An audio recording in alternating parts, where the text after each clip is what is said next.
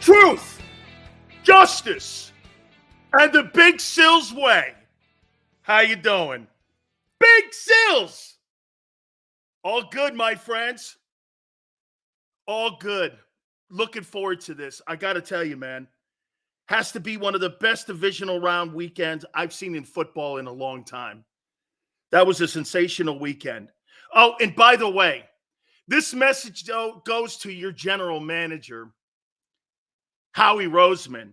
Ravens, 49ers, Lions, Texans, shit, even the injured Bills, the Chiefs, all had great linebacker play in the playoffs. Linebackers were making plays all over the game and all over the place. All those great linebackers, even the Lions. Look at the Lions. Lions making plays at the linebacker position. Not those shit cans you have in Philly. Hey, let's go get some garbage cans and put them there at the linebacker position. Incredible. Incredible. If you watched any of the playoff games, you went like this, man. Yeah. Hey, do you think there's any coincidence the two teams that are hosting the conference title games have the two best group of linebackers in the NFL? With Queen and Roquan Smith in Baltimore and Greenlaw and Warner in San Francisco. Do you think there's any coincidence to that? Not in Philly, though. By the way, we're going to go back in your history here, and do you really feel comfortable with your boy making picks coming up in April? Man, we got a ton of shit to hit, but I got to start it out by saying this. How many more times are you going to embarrass Sean Desai so that you can have a scapegoat? So now you fire him twice? Is that what that organization did? They fired Sean Desai twice. First after the Cowboy game, and now yesterday. I mean, what's the point of this being disrespectful like that? You fire a guy. Hey, have some fucking conviction in what you do with what you're going to move forward with. Have some conviction. Have some cannolis. Fire the guy, send him home.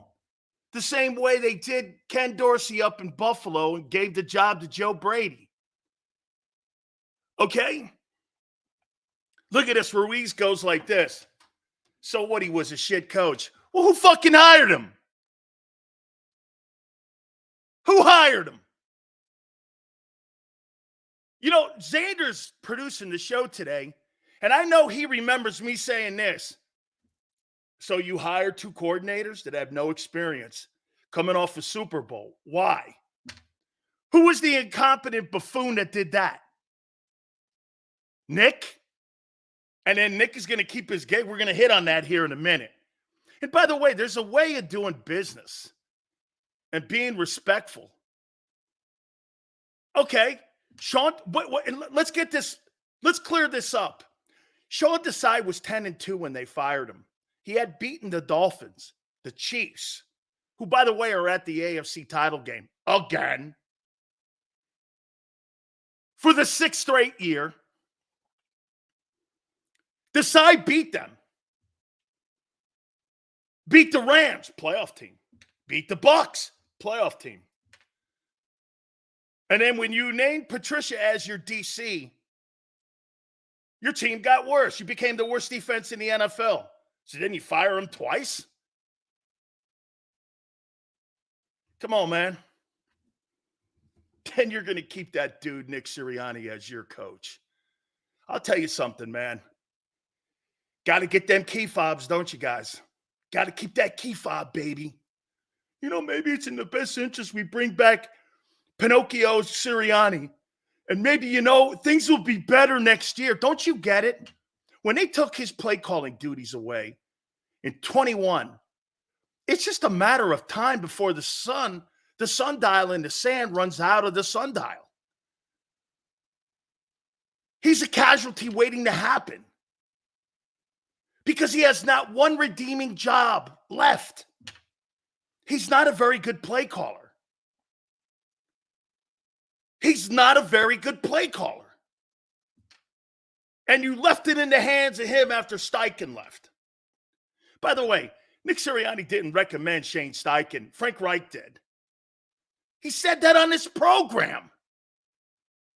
Jonathan Gannon was recommended by Frank, not Nick. By the way, some of the people that come on our network and go on the radio shows, I don't know what they're thinking. Nick Sirianni made hires? Who in their right mind would fire a defensive coordinator 13 weeks into the season? Nobody with any marbles would do that. That's a front office move. I cannot believe that there are people who really think that guy makes hires. I'm talking trash heavily all season. Screw Sirianni. Marshall, the guy's an incompetent buffoon. He's a cheerleader. And you're going to keep this guy. Holy shit. You're bringing Nick Sirianni back. You're going to have a kumbaya, what is it, Wednesday? Yeah, me and Howie are going to move forward and we're going to build a... Howie cannot sustain success. And I agree with Jeff Kerr, who goes on with Birds 365 and works for CBS. Howie Roseman can't sustain success. You know why? He's not a very good drafter. And every time he misses in the draft, he throws money at it, and you lose the equity of the years on a rookie deal. I've said this to you. This is why you're in the position of constantly retooling your team every year. Look at the 49ers. The 49ers have a benchmark group of young players. You don't have one, really, on defense. Well, you got one. Kind of half of one, too. Pillsbury Doughboy Davis and Jalen Carter. I'll give you Carter. I think Carter's a great pick. And by the way, Casper the Ghost, Nolan Smith. Hoss, don't look at his numbers because you'll start laughing. Nolan Smith's new name is Casper the Ghost. Now you see him, now you don't. As a matter of fact, I didn't see him all year. What did he bring? I mean, I'm watching the kid Brance in Detroit making plays. I'm watching the kid Hamilton, who's in Baltimore, you could have took instead of Davis, all making plays. This is Howie and Sirianni's last dance opportunity. Yeah, so what they're going to do is they're going to send him into the 2023 season here. And get this. So you're 24 season here. You're going to send him into the 24 season as a lame duck coach and, I don't know, a hot seat GM. I don't get it, man. I don't get it. How did you talk yourself into keeping him? And you know what, too? If you listen to the dude that was on with a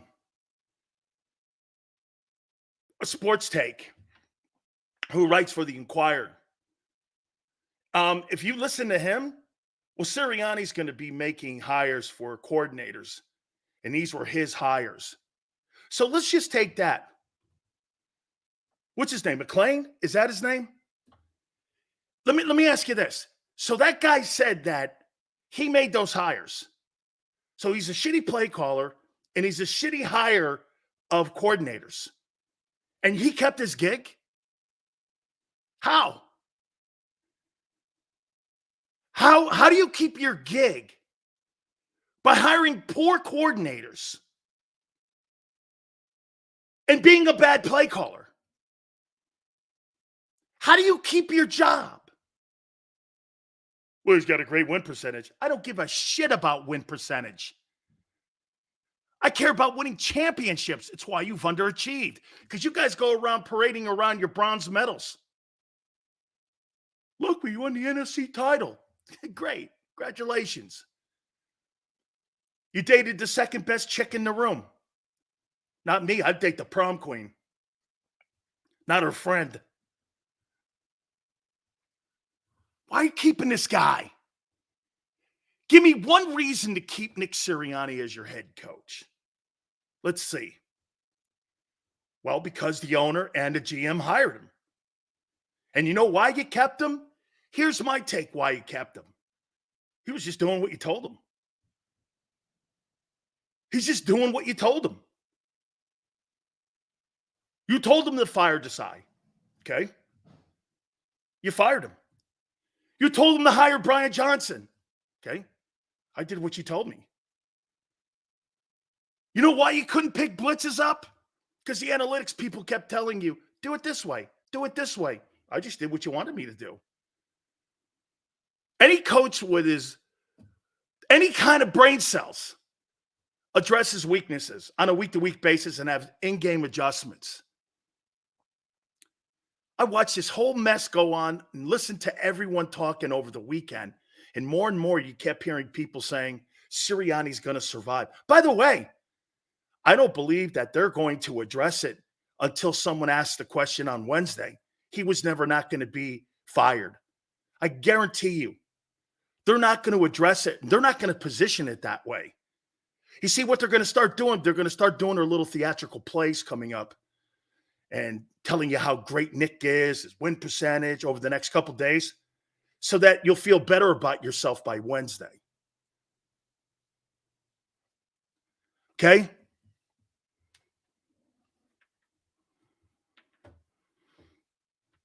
Absolutely. I told you. Look at LJ, 4-11. I told you this. I'm predicting you'll be a 5-win team in 2 years. How you doing? You're sure trending that way. Seeing reports they're interviewing Rivera for DC. I don't have a problem with Ron Rivera as a defensive coordinator. Absolutely none. We're not talking about him being a head coach, just like we're not talking about Frank Reich being a head coach. We're talking about being a coordinator. So stay in that lane. You know what you guys do is you tie and here, so you know too, on Matt Patricia. Matt Patricia, you know why you never hire people from the Belichick coaching tree? Name me one guy who was good. One guy. Ryan Flores? Okay. Who else? Name me one guy. Charlie Weiss? Josh McDaniels? Every time these guys have gone somewhere else, they've blown. I would never hire a Belichick assistant. They're not good. The judges of the world, those guys are terrible. But the Eagles brought him in because you know why? They saw the 3 Super Bowls and went, well, he must know something. Yeah, you know what he used to do for Belichick? He used to get Dunkin' Donuts and coffee for him. Sprinkles, please. I like assorted, and I also like chocolate sprinkles on my donut. Go get it for me, Matt. By the way, you can get yourself a Kreller if you want, fat guy. Most of those coaches were ice cup carriers. Hey, you need anything, Bill? Mike Vrabel to the Eagles. Why would you want to have somebody with authority in your building? That's not who you like.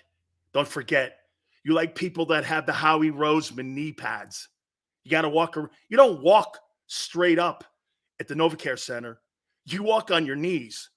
If they fired Nick, who would they hire? A rookie head coach? Absolutely. Remember what I told you last week? You're either going to have a course direction or you're going to stay the course. That's the only thing that owner knows. Jesus, criminy, man. I never thought that I would say this to you, but I have to say it. If you want to get a job in Philly as a head coach, you better have the best set of knee pads the NFL's ever made. Because if you don't, you can't stand up for yourself. That's the problem in that building. Nick never, I'll tell you flat out. I said it last week too, and I'll say it again. You know why those players had a problem with Nick and the way he coached the team? If you can't stand up for your own guy, how are you going to stand up for us? Somebody told you to fire the guy? Why would we stand up for you, Nick? You won't even stand up for your own guy. I mean, come on, man. That's right, Joseph. This guy's a puppet master. You really thought he was going to walk into a meeting with Jeffrey Lurie and go and act like Doug Peterson? Hey, I'm not firing my guys. I'll take, you know what I would have done? Dude, if you got the fourth best or the second best win percentage and you've taken a team to the playoffs 3 years in a row and you walk out of the building with your pride instead of not walking out of the building with your pride, don't you think you'd get an NFL opportunity again with a win percentage as much as you had there? I'll tell you this, kid, if you get fired next year, no one will ever hire you because they'll wonder what the hell went wrong. And by the way, they're doing it now. You know what people are looking at? Hey, what's Nick Sirianni's win percentage? And how many wins does he have? I want to reverse this thing here and show you how ridiculous some of you are. I hear people even on our network going, this guy's got a great win percentage. Then why the fuck is he on the hot seat? Ask yourself that. Why he's got a 667 win percentage. This guy almost wins 7 out of every 10 ball games. Why is he on the hot seat then?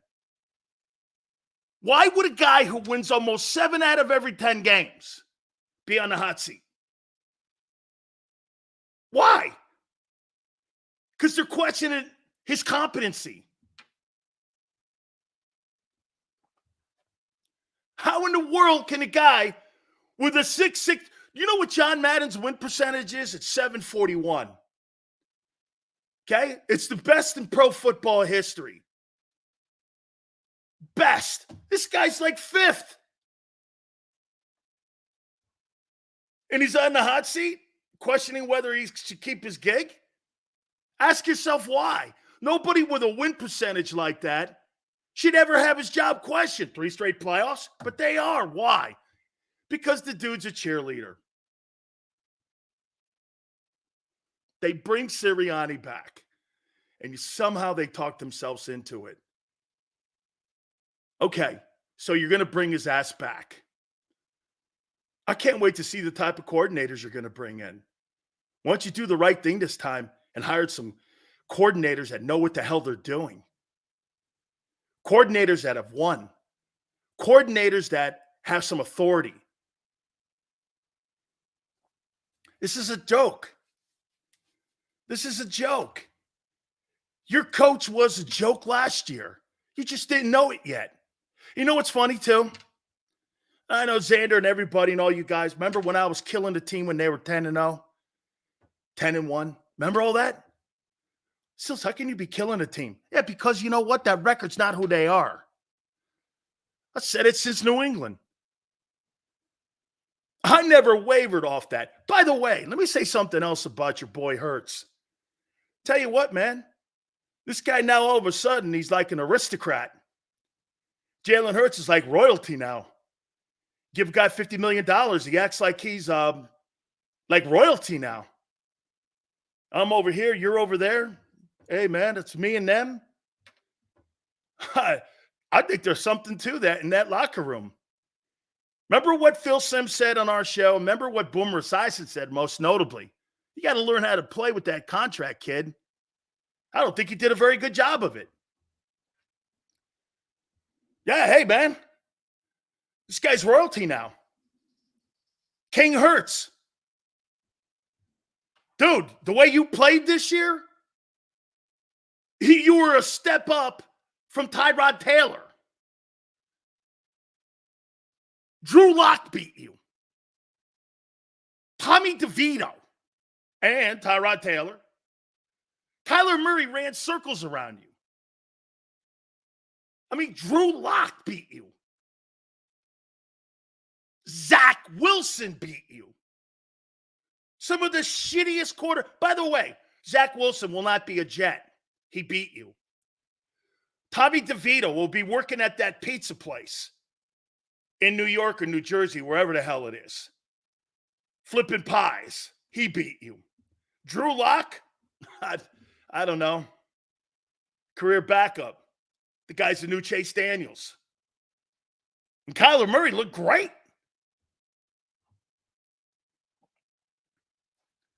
Some of the biggest bums beat you. King Hurts. Hey, son, you better get your shit together, man. Be Carson Wentz 2.0. Instead of being Russell Wilson 2.0, be Carson Wentz 2.0. You better do something drastically, kid. Because that performance you had this year, very common. How do you have two 1,000-yard wide receivers on the team and you can't throw for $4,000? Come on, dog. It's the NFL. The game is set up for you to throw for $4,000. And don't do me a favor. Don't ever compare that guy to that guy in Buffalo. Even though he lost over the weekend, don't ever do that. Or the guy in Baltimore. They're not even in the same zip code. Jalen sits at the kiddie table with the sippy cups, and those guys sit at the big table. You see, you got to remember something. You got 3 different years on Jalen Hurts right now. 21, 22, and 23. Who is he? I don't know. That dude ain't no, I'll tell you flat out, that guy is no $50 million player right now, the way I look at him. And now you got A.J. Brown potentially wanting out. I thought they were boys. I know Brian Johnson, you guys kept telling me at the beginning of the year, oh, don't worry about it, Sills. Brian Johnson, those guys have been best friends since Jalen Hurts was playing with Tonka toys. Yeah, like that mattered. I told you that shit didn't matter. I don't give a crap about my best friend. I don't want my best friend being my coordinator. I want a competent coordinator moving the sticks for me. Got to give me, honestly. Dude, that whole thing was a freaking fail. It was I'll tell you this. That Eagle team this year in this last season here, this 23 season, massive disappointment. Horrific disappointment. Hey, get this. Jalen Hurts can't beat Baker Mayfield. At least Josh Allen lost to the guy who's been to 6 straight AFC titles. Think of that for a minute. You're going to compare a guy who just got beat by Mahomes, who's going to the Pro Football Hall of Fame, and you got beat by Baker Mayfield, actually killed by Baker Mayfield. Baker Mayfield took you out and made Jalen look stupid. This guy lost to Mahomes and Andy Reid. How you doing? Keeping Nick Sirianni. But then again, you know what? I have to agree with you guys. Sills, well, who would you want as a coach? Now, you can't think like me because I would actually want a competent coach in there. You got to think about somebody that's like a doorman or somebody that, I don't know, somebody that's just going to nod his head like a bobblehead. They say, hey, here's the requirement to be a head coach in Philly. Got to be a bobblehead. Yes, Howie. Yes, sir, Howie. Yes, sir, Howie. Whatever you need, Howie. In the playoffs, all these OCs are scheming guys open. Absolutely. That was so evident when you watch some of these guys. You see Matt LaFleur with Jordan Love. Xander and I were talking about Jordan Love. Look at the development he had on him. Okay? Look at that. Jalen Hurts. Wouldn't pay that guy $25 million after. Hey, how about this? What would I pay Jalen Hurts for the 23 season? $25 million. That dude played like the guy in Detroit was better. Baker Mayfield was better this year. Baker Mayfield had a better season than Jalen Hurts. How's that possible? And he's on a 1-year deal. How is that possible? How is that possible?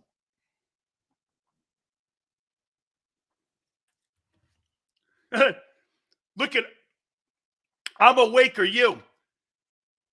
It's still early for Love. Relax, Sills. I know. I told you it was early on Hurts.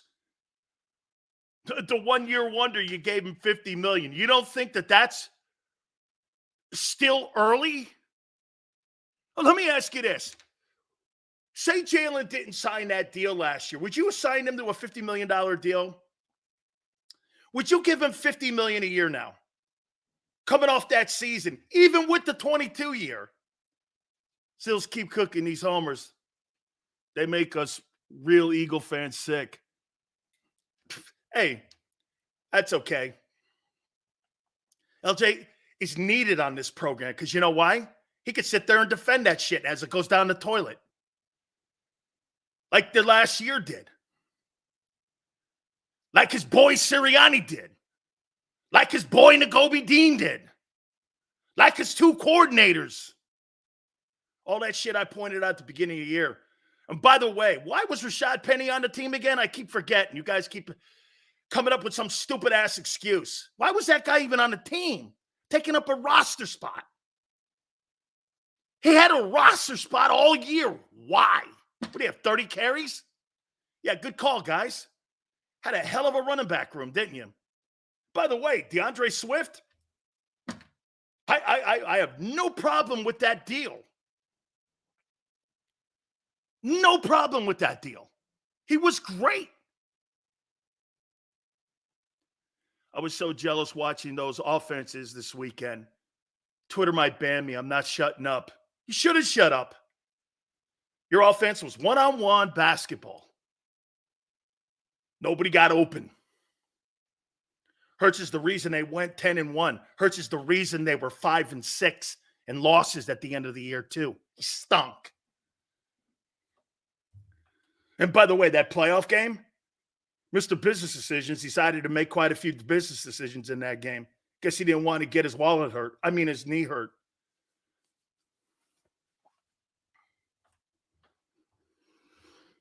It's a far cry from getting beat by Patrick Mahomes versus getting beat by Baker Mayfield in the 9-8 Bucks versus a team that's been to 6 straight AFC titles. No, probably not to some of you idiots. Probably not. I saw D. Guns reporting that Brian Johnson won't be back and they're being kind in his job search. Let's be candid here. Brian Johnson is a product of the Rooney Rule. He's a minority guy that's being floated around all the teams so that they can parade him out there to interview the guys they want. Let's be candid here. Every person out there knows he's getting fired as the Eagle OC.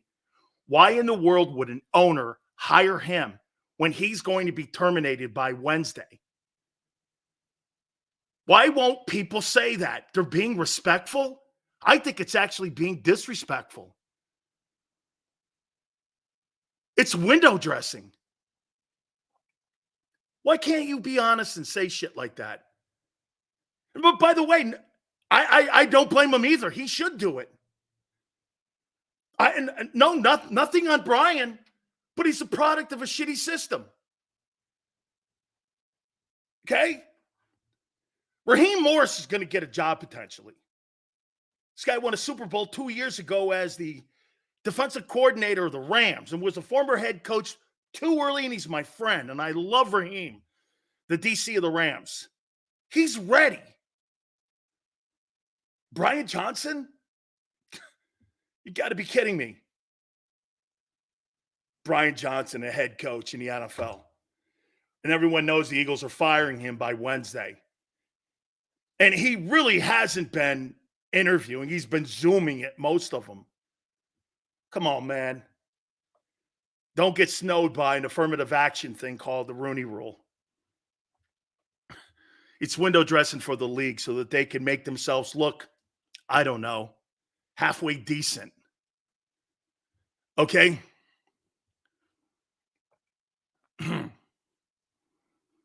Remember that. You keep hanging with your boy Hurts. I'm not there anymore. I don't like this kid acting the way he did. King Hurts. Get his money now. Hey, it's 7 days now, man. You don't support Nick Sirianni? Okay. You don't take any accountability for a shitty season? You don't take any accountability for the way the team played down the run and down the stretch? Okay. 24, we'll see. 24 will define him. I can't wait to see it. And once again, I'll be proven right. 1 year wonder. Another rush to judgment on paying someone when you didn't have to. You didn't have to pay Hurts. Okay? And by the way, if you give me Jalen Hurts 22 and coach him that way, he may get back to being something. But if you coach Jalen Hurts the way you coached him in 23, I have no interest in that. So it's going to be interesting to see who you bring in. And does Jalen want to run the ball? Does he want to do the RPO? Hey, maybe it was Hurts who didn't want to do the RPOs. Maybe it was him.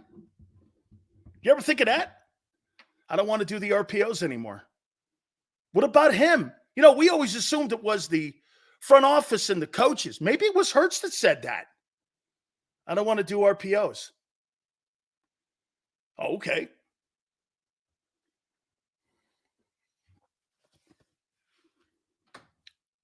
We shall find out. Let me go here. You know what? I want to show you something here before I get to the other topic here. By the way, my boy Philly 500 is going to join us today at 3:30, and we're going to have Gary Cobb, as always, at 4:30 from Fox 29. Let me ask you something here about Howie Roseman before I get back to Nick Sirianni. How much faith do you have in Howie retooling the defense? The offense really doesn't need to do any retooling. You're going to need a running back. You're probably going to need a backup tight end and probably another guard on the right side. Maybe some future on the tackle position because Lane's getting long in the tooth.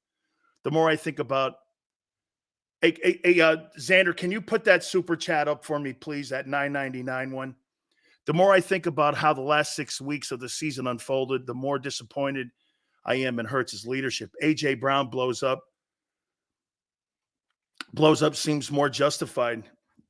Michael, thank you. Yeah. A.J. Brown's in Atlantic City boxing on Sunday and at a casino on Monday and not with his team. Okay. I'm paying that guy $25 million. And he's doing some other stuff in Atlantic City and he's not with his football team. Okay. I guess. Let me ask you something. Let me ask you about Howie here. How confident are you in him being able to retool that defense? How confident? Scale of 1 to 10. 0. 0. Peter says no. I have no confidence. Yep, it's something. 1. Look at you guys. He needs to hit in the draft. 7 says Twiz. Twiz says 7. Steve says 9. Okay. Purdy salary. Actually, Hogan, in 24. Get this. And right now he makes $870,000. Does Brock Purdy. And Brock Purdy's in the NFC Championship game. He's 2 games away from the Super Bowl and winning it. Making what Jalen makes per week. You hear what I said? Brock Purdy makes in a year what Jalen will start making this year for 1 week.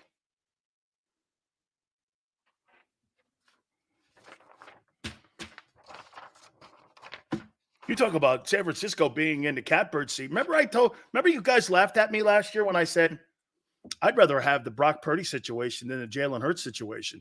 Even though Howie did a nice job with the cap and the cap hits, I'd rather have Brock Purdy's situation. And you guys are all like, are you saying he's – I didn't say that. I said he threw for the least amount of attempts, and he was second in passing yards in the NFL, which means he was effective as hell. And he won a game without Deebo Samuel. You can't win without AJ. It's evident. And he makes $870 a year. I have 2 years of something Howie Roseman would never know. You know what that is? Cap equity on rookie deals. Here's again the example that you guys don't understand. And you don't because you're not really football people when it comes to the numbers. And you always have to start with numbers when it comes to the NFL. It's not just that you missed on the Jalen Reagor. You missed on the 2 years, 3 years of the rookie contract. And the $40 million you had to pay AJ that you could have spread out. Look at what you're going to do with Purdy here. You're going to get 3 years of a guy making $800,000 instead of making $50 million per year. Look at how you spread that money out throughout your cap, and you got cap integrity. If you look at the Eagles, you got an unbalanced salary cap. You got no money in defense, really. And the money you do, you didn't get a return on investment. Your corners blow. And you got $30 million wrapped up in your corners. Look at brother Hannibal. Purdy soft. NFC title game, guy. NFC title game for the second year in a row. Think about this. Brock Purdy is going to his second NFC championship game in 2 years. In 2 years as a starter, being the last player drafted in the draft last year. How you doing? As much as you bombed on Trey Lance, it was a slam dunk on Purdy. Kind of washed it. How you doing? Purdy's only going because of his defense. Think about something here, what that idiot just said. Purdy's only going because of his defense. And yet he's thrown for more passing yards than everybody but one dude on the least amount of attempts. The 49ers have thrown the least amount of passes in the league, and they're second in passing yards. But it's his defense. No, it's about him being good.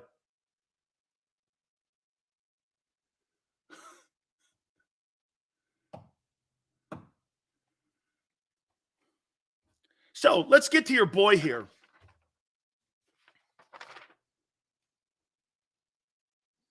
Howie Roseman. I saw Twiz go, I got complete confidence in Howie Roseman. Well, let's take a look at this. Since Howie Roseman's been in the building, and that's 2000, let's take a look at how you guys have done position-wise. Okay? You've drafted 8 tight ends. I think you guys have been pretty efficient at your tight end position since 2000 over the 23 years. I do. I think you guys have put some really good tight ends on the roster, and I think you guys have really done a nice job at developing some of those tight ends. Calm down, Oscar the Grouch. Jalen's season wasn't great, but it had more to do with the coaching. Of course it does. Always go for the low-hanging fruit and hang it on the batting coach when somebody's in a slump.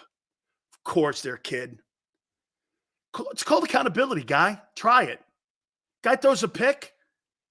So what do you think, Brian Johnson schemed up a pick? Hey, Jalen, you don't like to play? Audible. You make $50 million. You don't have to run the play, kid. So let's do this. Since 2000, 8 tight ends. I think you've been really good here. If I were to give you a grade on drafting tight ends, I'd probably give you a B plus, A minus.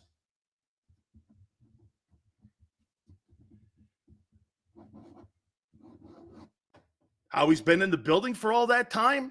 Joe Banner was a lot of that at the beginning. Howie's done a nice job. Dallas Goddard's, all those guys, good stuff, man. Honestly. Zach Ertz, yeah. Why would Purdy throw 50 times a game?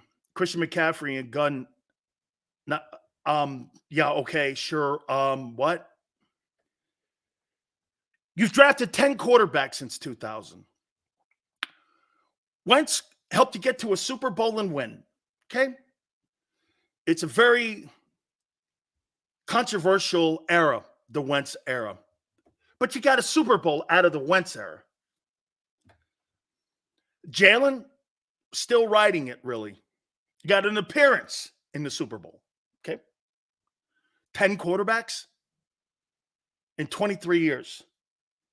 You got 2. Okay? You said you wanted Dak over Hurts too.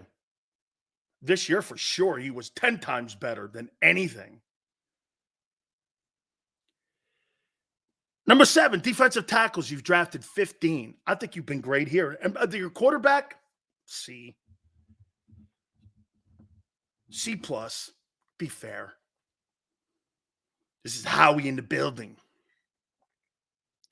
Defensive tackles. I think you've been great.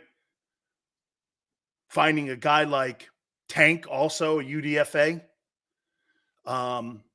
Corey Simon, Fletcher, Jordan Davis, kind of.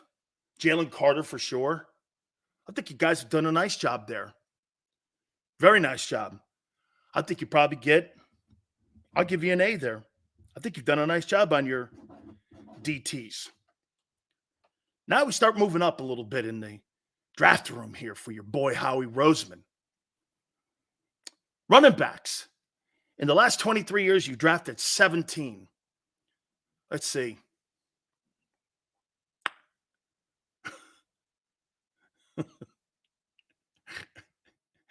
Shady.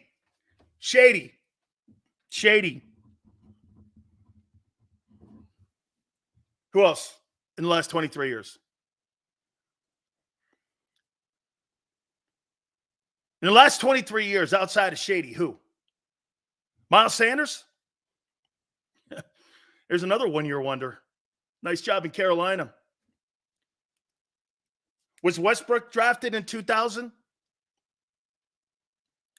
What year was Westbrook drafted? What year was he drafted, Westbrook?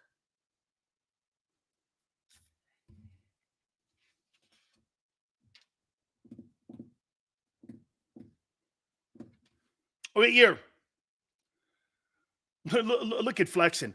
Hey, Flexen, fire Sileo. They gave me an extra hour. Fire. They extended me. 2002. Shady and Westbrook. You get an A there for me. Those are 2. Westbrook's one of my favorite Eagles of all time. Tremendous football player. Tremendous. Okay. Wide receiver. You've drafted 22. That Howie's been involved with. 22 wideouts. Devontae Smith and who?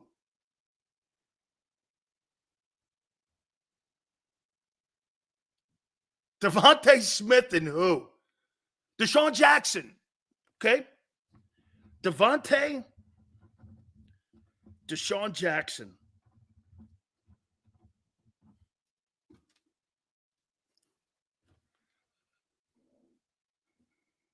Deshaun and Devontae. 22 players you've drafted at wideout. Jeremy Maclin is a dude. Jeremy Maclin's a dude. Jeremy Maclin is T. Higgins. Jordan Matthews? Yeah. Freddie Mitchell? Okay. Jeremy Maclin. You're going there? Jeremy Maclin was solid. I wouldn't say he was Jeremy Maclin. Let me compare somebody to him. I don't know. Who could I compare Jeremy Maclin to? Let me think. Gabe Davis? I don't know. Higgins is better. I'm trying to think, who can I compare Jeremy Maclin to? Who was the guy that played in Kansas City last year? Who was the guy that played in Kansas City last year that went up to New England? What was his name? Who was that guy? Juju Smith-Schuster. That's it. Juju Smith-Schuster and Jeremy Maclin. Probably the same guy. Come on, man. You've had, in 23 years, you've drafted 2 wideouts. So obviously, you're not very good at that. You're not very good at drafting wideouts. You get an D for that. Only reason you don't get an F is because Devontae's one of my, and to Xander, Xander's right. Very first question he asked, he goes, Sills, what do you make it to play? What do you make it to play to get Devontae Smith? I said he's a schwimp.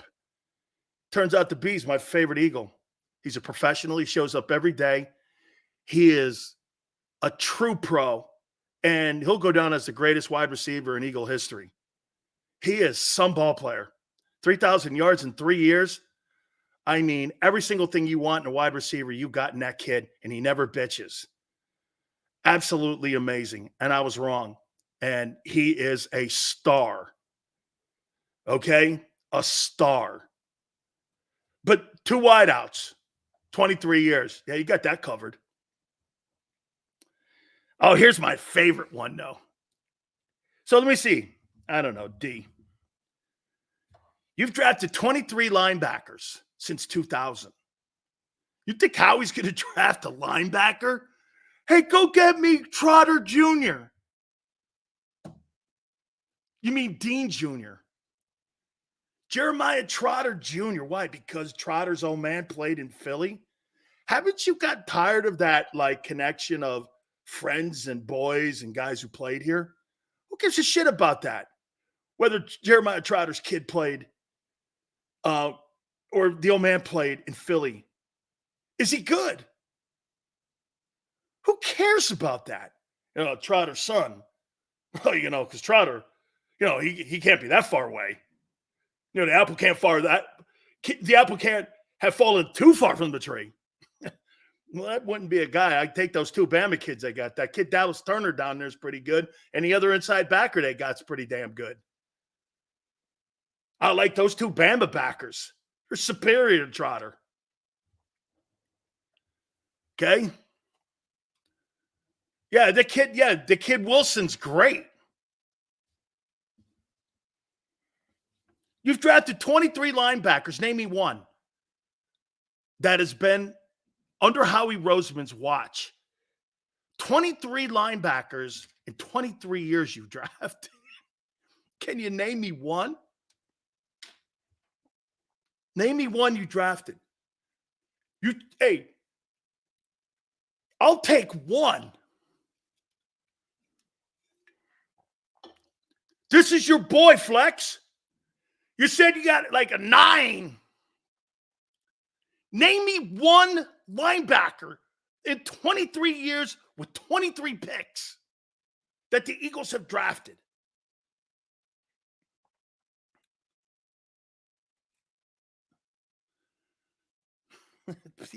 That's an F.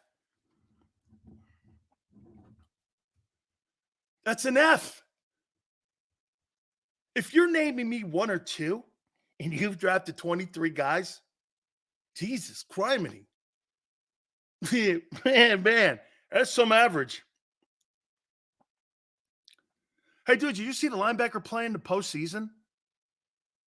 All those teams had great linebackers. Even the shitty Bills linebackers who were second and third team guys were good. Think about that. The Bills backup linebackers are better than anything you rolled out this year, including Paper Mache Dean. Hey, where's the Kobe Dean? Oh, he's in the tub. Oh, again? Yeah. That guy's made of balsa wood. The stuff you make models with? That's what he's made with. He's made with balsa wood.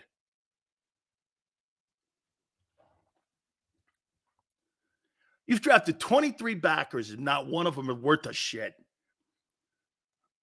Defensive ends, you drafted 25. Brandon Graham, Josh Sweat.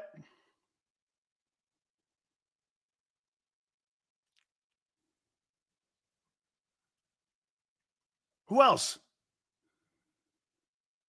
Who else has an edge rusher? Brandon Graham, Josh Sweat, Trent Cole. And he was the late. I think he was a third or fourth rounder too. Okay. Trent Cole, yeah. No, and that's a good pick. Okay, Seals, we know they can't draft anything outside. Hold on. I'm gonna get to the take here in a second where I'm going with it. I don't know. C-, your ends.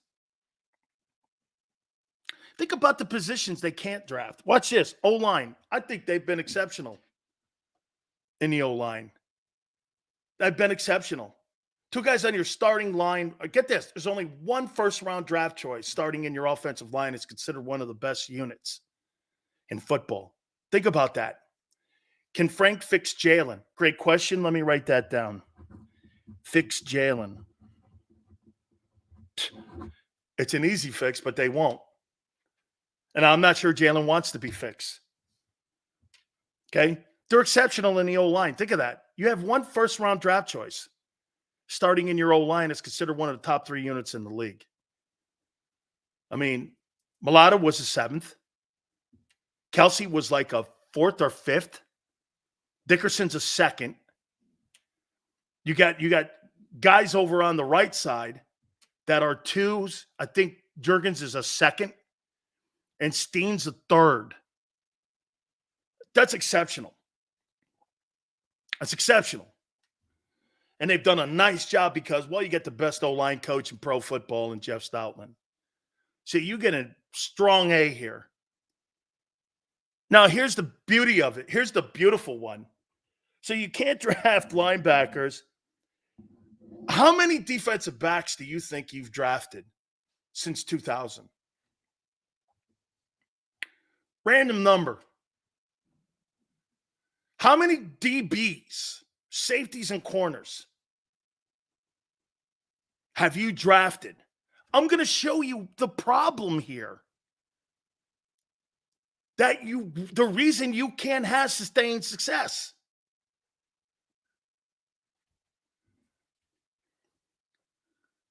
I just see LJ. Damn, in those 23 years, ever missed the playoffs 6 times.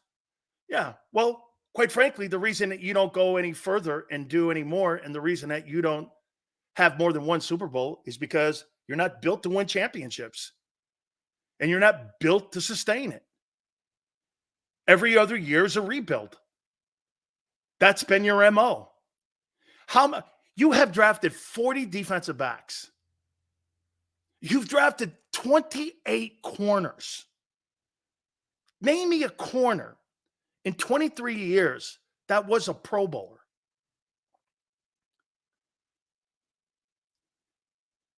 Name me one that was a Pro Bowler.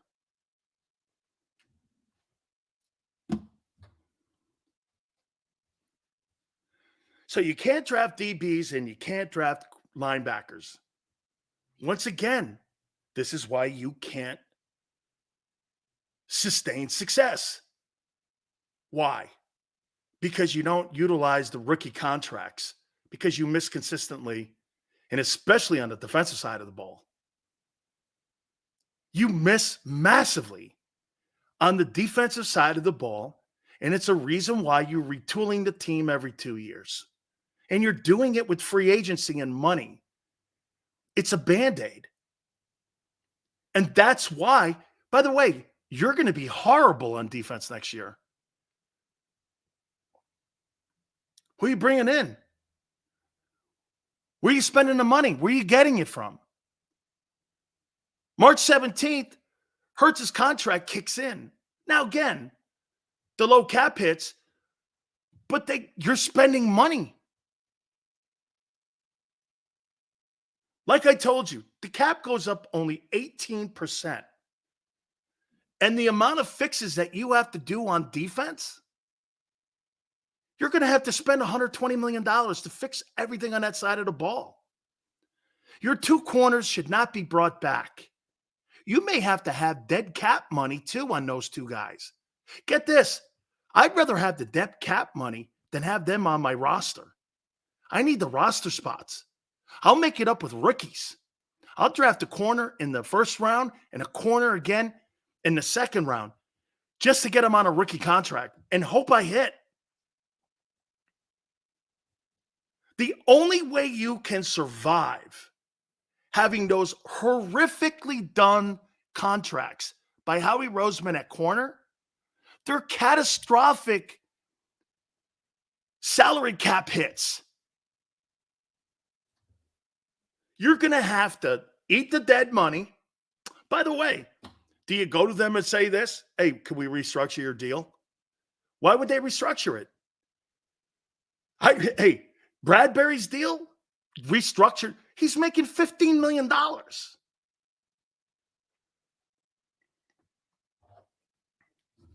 You can't draft DBs. You can't draft linebackers. And you're weak at edge. Howie's going to retool that in the draft? Isaiah Rodgers will be a stud corner for us. Okay, we'll see. Once again, ifs, ands, maybes, hopes. That's not conviction. The 49ers are going to be a great team. Green Bay, hey, by the way, Green Bay's getting better. Detroit's getting better.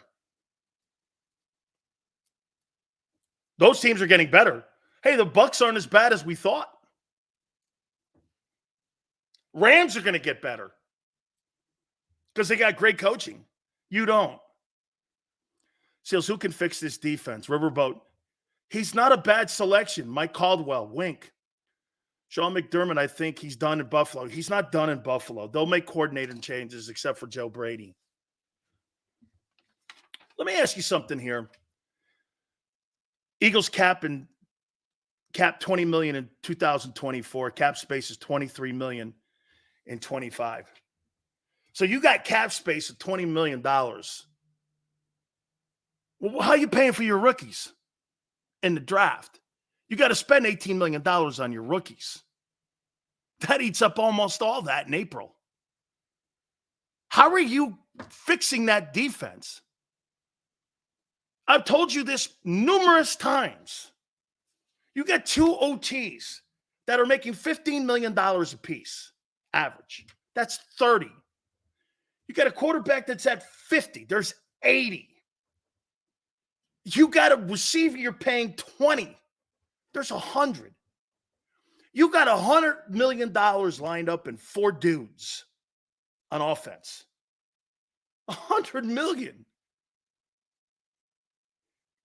What's Kelsey going to do? There's 15 there. There's another $115 million.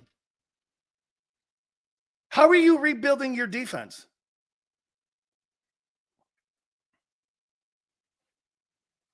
How are you doing it? Drafting? Not with that guy.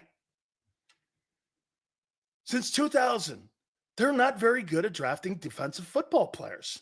They're just not. Get this. That's not an opinion. That's your history. You see, there's a difference when I make an opinion on something.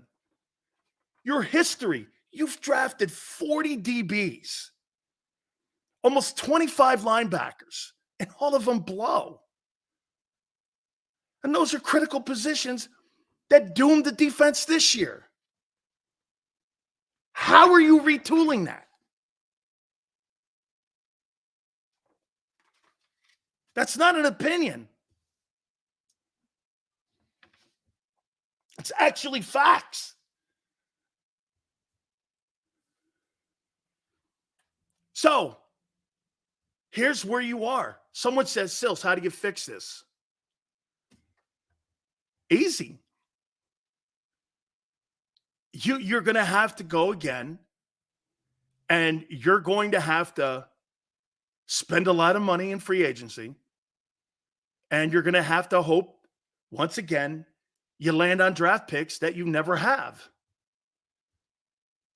You're going to be forced to draft because you don't have the money. I do not believe this is going to be whatsoever in any way a spending spree this offseason. You don't have the money. You don't have the money. Like, get this. Think about what happened last year with the Ravens. You know what the Ravens did? That was great. And everyone said, what a dumb move. Remember when the Ravens went and spent over $100 million on Roquan Smith? And you know what all you were telling me? The Eagles would never spend $100 million on a guy like that. Why would you spend $100 million on a guy like that? Well, because he could solidify your defense and make you one of the top units in all the NFL, and now you're hosting the AFC Championship game. You think that deal panned out and played out well for Baltimore? You paid a guy $100 million. Baltimore said, yes, we're going to do that.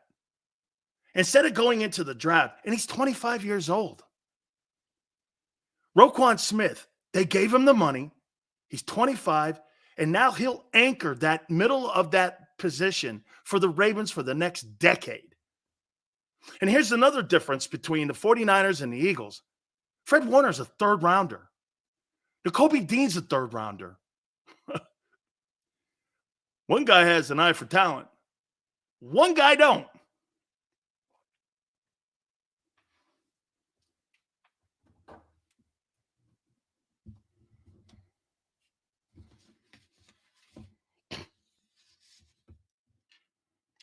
Told you from day one, that guy Dean ain't it. It was never going to be it. He'll never. Dude, I don't know if he'll ever play another down in Philly. No idea if he ever. By the way, I don't know if he's not good. He may be a good player. Son, you got to get out of the tub. You just got to get out of the tub.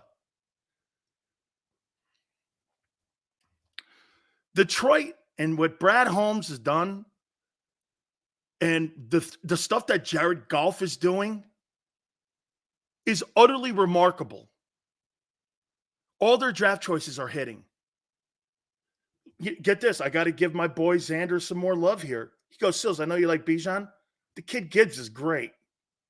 I was like, yeah, they used him kind of different at Alabama when he was down there. They didn't really, Bijan was more of a feature back at Texas. And I think Atlanta didn't use him right. That kid Gibbs is some ball player. Now you know why they moved off of DeAndre Swift. They wanted to have more of a power game, and they got it. By the way, that guy in Kansas City, hey, do me a favor. What round was that guy Pacheco drafted? That guy runs like a smaller version of Adrian Peterson. I can't believe he's that physical. That guy is some ball player. Holy cow. I'll tell you what, Kansas City set up they've extended Patrick Mahomes' Super Bowl window. Guess what they did by getting rid of Tyreek Hill? He's a seventh rounder. Good grief. That kid's a great ball player, man. Guy's amazing. Them getting rid of Tyreek Hill produced a Super Bowl championship and a retooled defense. They spend no money. Tone last week gave you the numbers. They spend no money on defense outside of Chris Jones. No money.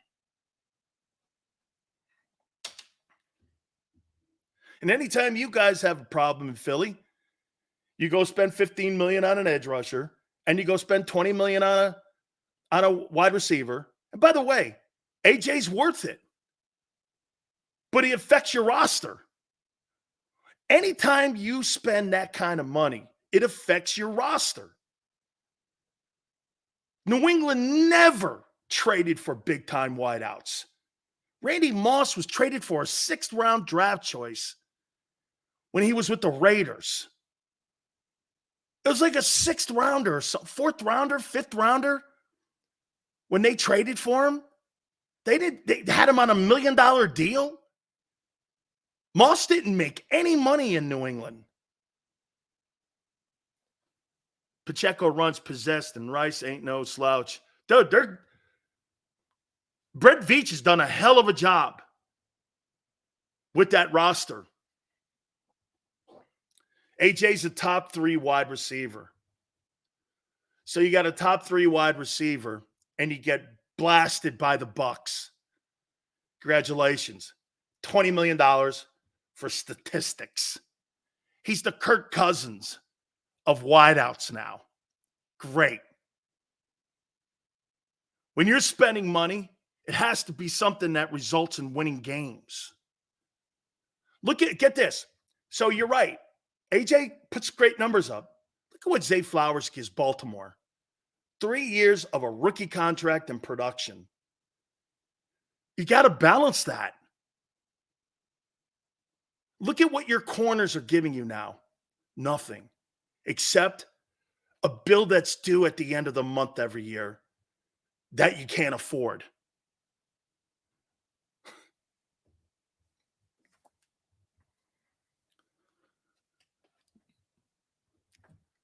And you're sitting here, and then let's bring Sirianni back for what? To watch this? Man, you need a complete directional conversation on department. You need department changes. Howie can't be in charge of the personnel decisions when it comes to college scouting. He's a great cap guy. He's a great cap dude. But he is not a drafter. Actually, he hurts your team. Adam Peters, new Commanders GM, 49ers East Coast. Worked with John Lynch. Sills, it will cost the Eagles $3.5 million to cut Bradbury post-June. I thought the number was more on the dead cap money. Okay. Joe Bob Cooter is a good play caller. Okay. He is. He's not bad. They bring in Sirianni back because he's a puppet. And they'll never fire Howie. There lies your problem. Here.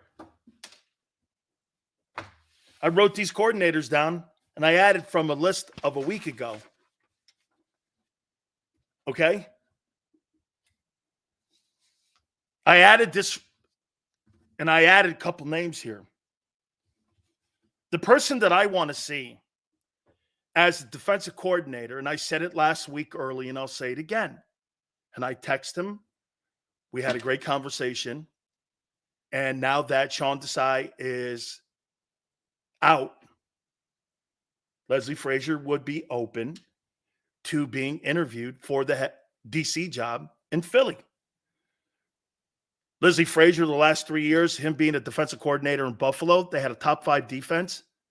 He's a brilliant mind. He would probably be in Philly for a while. Only one thing, though. You got to remember something about Leslie Frazier. He's a no-shit guy. He's no shit.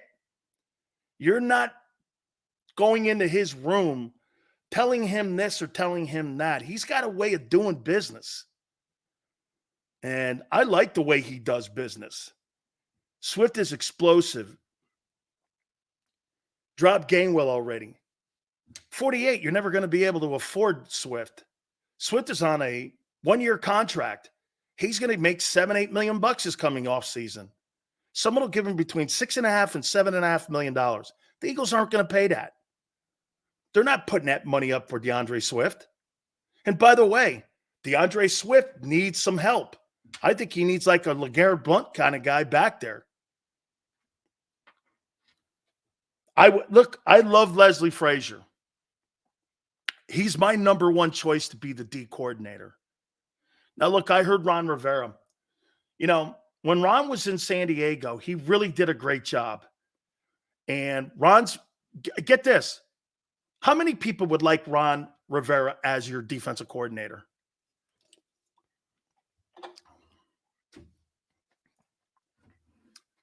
How many people would like Ron Rivera as your D coordinator?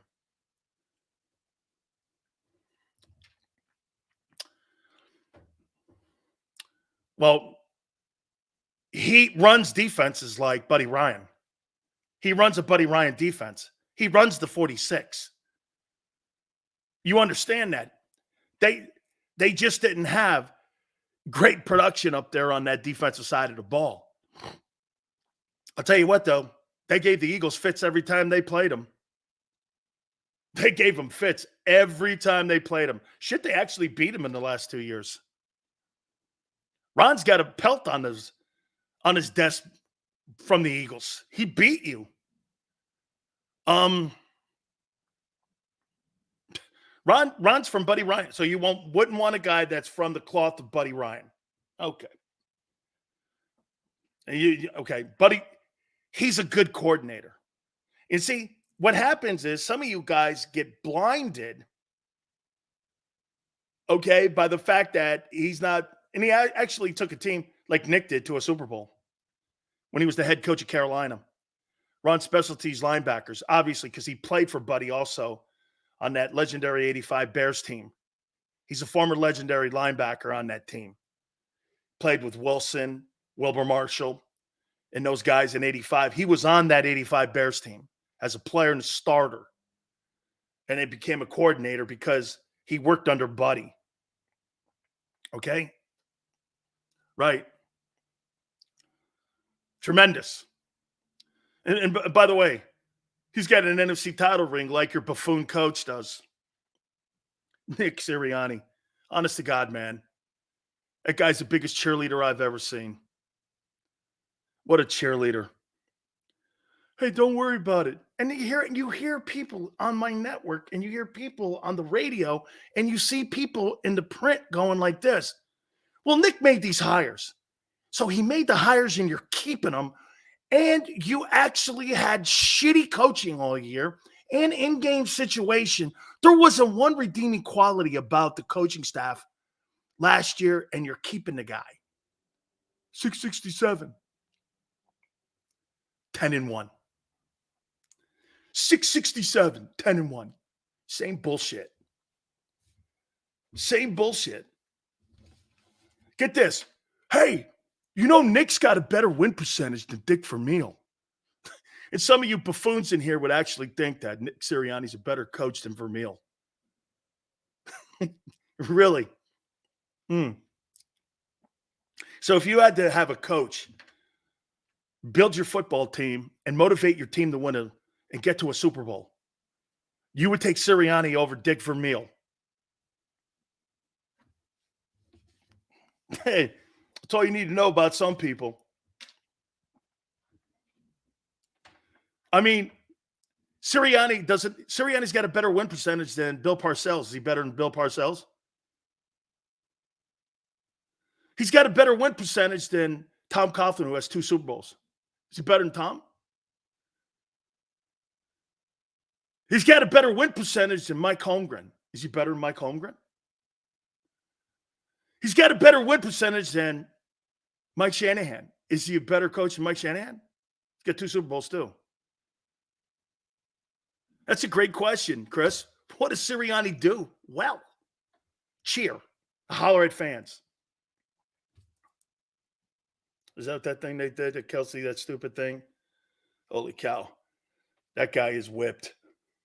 Guy's walking off the field doing this. Come on, guy. You got to, hey, I thought, no disrespect. The only thing that saved Travis Kelce was Jason Kelce hammered at that game with his shirt off and leaping over like that guy was a high hurdler at 300 pounds. Tremendous credit. The way he leaped out of the building like he was Superman onto the stands there down with the Buffalo Bill fans with no shirt on. The only way that Travis Kelce keeps his man card is his brother saved him. because that dopey ass thing they're giving that to Taylor Swift and all that. Come on, bro. You can't be like that, man. Holy cow, are you whipped? Seriously, man. This guy here. Hey, I guarantee you, man, he's a guy that says shit like this to her. Hey, where'd you go? hey, who's that on the phone? Hey, who just texted you? He's one of them guys. Hey, dude, you lost your man card with me. I have no respect for you. Sorry, Hoss. Hey, Travis Kelce, I have no respect for you. It's like, come on, guy. Are you kidding me? Talk about whipped. Woo! Shit, man. This guy, man, I guarantee you, man, this guy gets brokenhearted when she doesn't call or not around him. I don't know, man. Holy cow. My wife goes like this. She goes, what did he just do? I said, it's love, man. Remember? See, me and my wife been together 35 years, and Xandra knows it too. But she's quite a handful and a headache. But hey, it's love. Man. Then Jason, man, he was a star. Holy shit, do I want that guy? That guy, you know what he should do? Jason Kelce should start a business, and he should be like a party guy that like puts on parties and shit, because he looks like a ton of fun. There's no doubt that guy is drinking beers out of a funnel before. And I would say that a transmission funnel, like I did once, almost made me throw my brains up. I would say that dude's a man. I hope he comes back. He will be missed. Okay? He will be. Yes, Jason Kelce's like the centers of Gronk.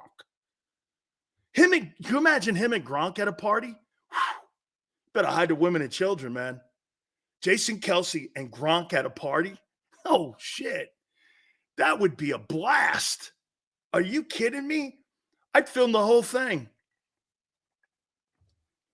Holy cow. Let me do the defense, and I'll take a timeout here in a second. We'll come back, and I got another question on your buffoon coach who's coming back.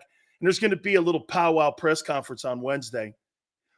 Here's my guy, Nicky Scarfo Sirianni, my boy. Yes, sir. Here's little Nicky, our head coach, my guy. We never ever had any thought about fire. No, we just had to do a course change a little bit here. Here's my guy. Hey, Nick, how hard was it for you to fire the coaches? Oh, it was hard, man. There was my guys, and, I had to fire Desai twice inside of 4 months.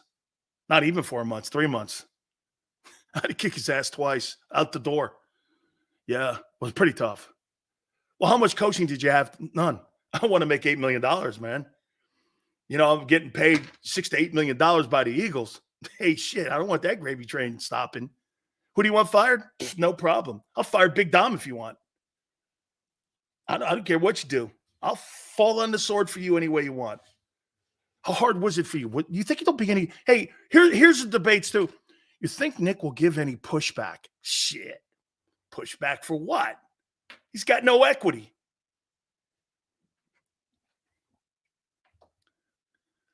He's got no equity. I would have hired Denard Wilson, but you know what they didn't like? Denard Wilson was telling them shit about their corners. I guarantee you, Denard Wilson said, you might want to rethink them corner guys, because those corner guys aren't going to be what you think they're going to be. Sure enough, man, they didn't like what he said. And now, guess who has the best secondary in the NFL? Ravens. How'd that work out? Last year, you had the best secondary in the NFL. This year, you have the worst. This year, the Ravens are the best secondary. Gee, what's the common denominator? Denard Wilson's the coach. Huh. Yeah, but wasn't he in our building? Yeah. What happened?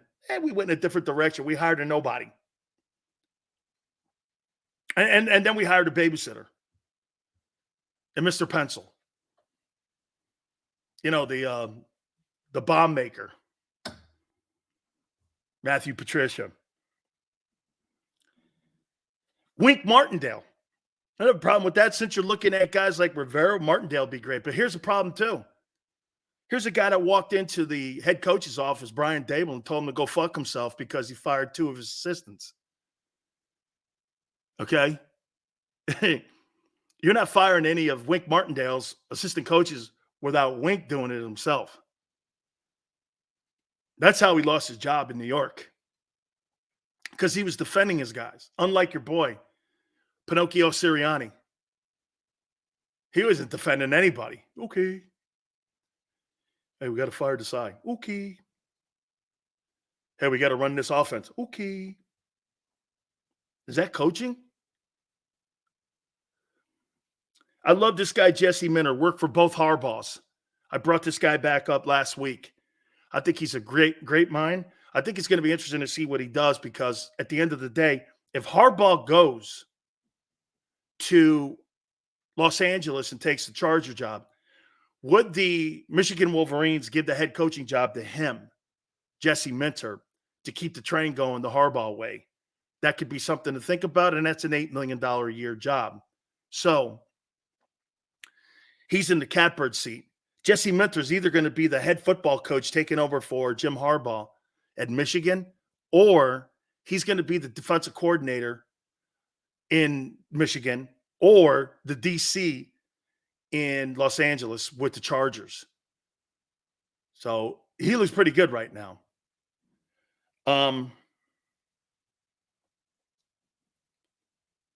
And then I got Glenn Schumann from Georgia. All right, I got to take a time out because we're going to get Philly 500 coming up here in a minute.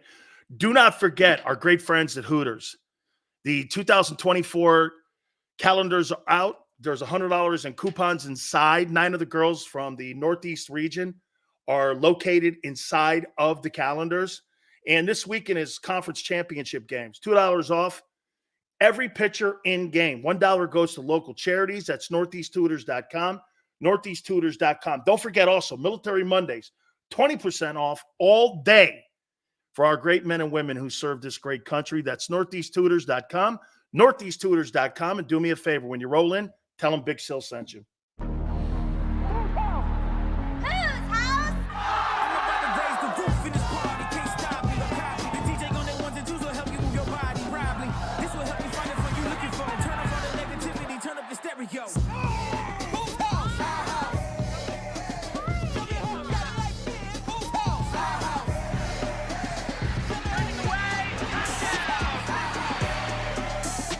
Football and Hooters, the perfect pair.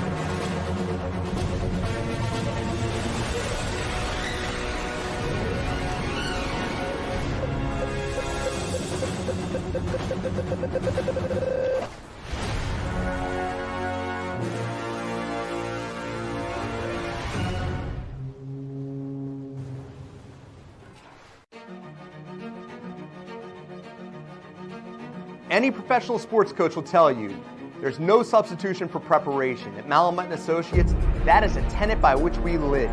We prepare from day one for victory. Anything less is not acceptable. Underdog Fantasy has a way for you to play alongside your favorite football team all season long with their Fantasy Pick'em game. You pick between 2 to 5 players, select whether they'll go higher or lower on one of their stats, then do what you usually do on a Sunday, watch the games. You can win up to 20 times your money in a single game by going 5 for 5. It's a fantasy game, and the Sports Betting Show wants you to get involved. Go to UnderdogFantasy.com. When you sign up, use the promo code WIN, and Underdog will double your first deposit up to $100. That's UnderdogFantasy.com. JAKIB.com. Use the promo code WIN.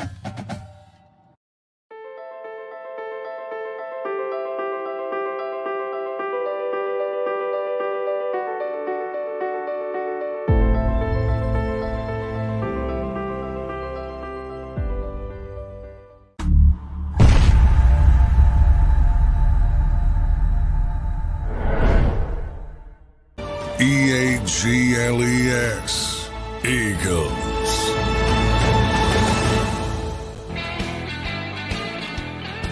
Big Sills.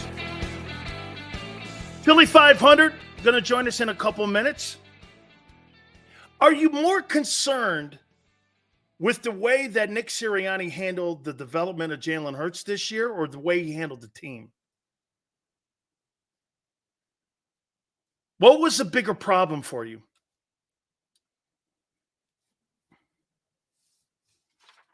By the way, I thought he handled both poorly.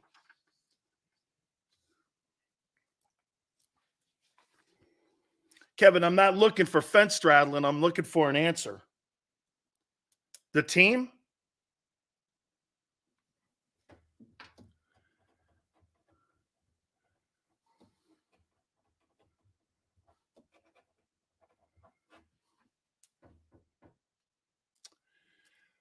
That's a hard question. Because I think the inability to be able to develop Jalen Hurts as a leader, and also Jalen Hurts was not a leader this year. Okay? He was not a leader at all this year. They paid Hurts a record-breaking contract to get it. He got categorically worse in every way. That's Xander. Every way, he's right. Every single way. Handling of himself, handling of the team, and I think it bled down into the team. And I don't think Nick had any answers for it. Remember what I told you about Hurts when you gave him that $50 million?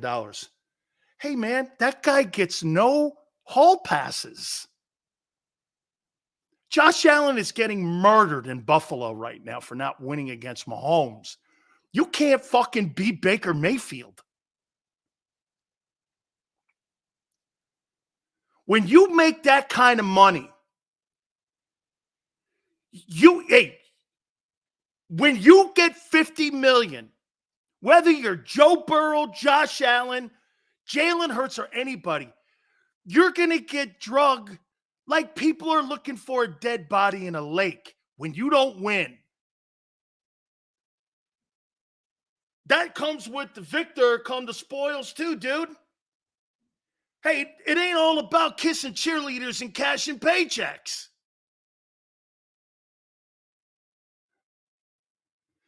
Nick Sirianni being brought back is so stupid. I can't, they're talking themselves into more bullshit. Man, I'll tell you what, I didn't get this guy on last week because I wanted shit to permeate. And by the way, you see Angelo's not on. I'm saving Angelo also for Wednesday. So I thought our warm-up act would be Philly 500 and get his ass in here because I waited a week for you, dude. Because I saw you. Probably a good thing. I saw you percolating last week, and I saw you going nuts. And for me, not, Your Honor, I won't lead the witness. Okay, right. Philly 500. Give me your last 8 days of what you've seen with your birds.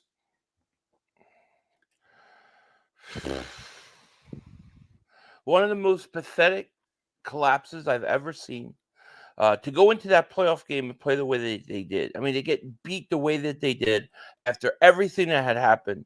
To me, that was the end of a historical collapse, which should have concluded with the firing of the head coach immediately, as far as I was concerned. And then to see that it looks like Nick Sirianni is coming back. I have a lot of questions right now. I'm kind of really shocked. I really am shocked that he's actually coming back. I don't know how a coach who loses the locker room, which is what happened to this coach, I don't know how you get it back in 1 year. I really don't.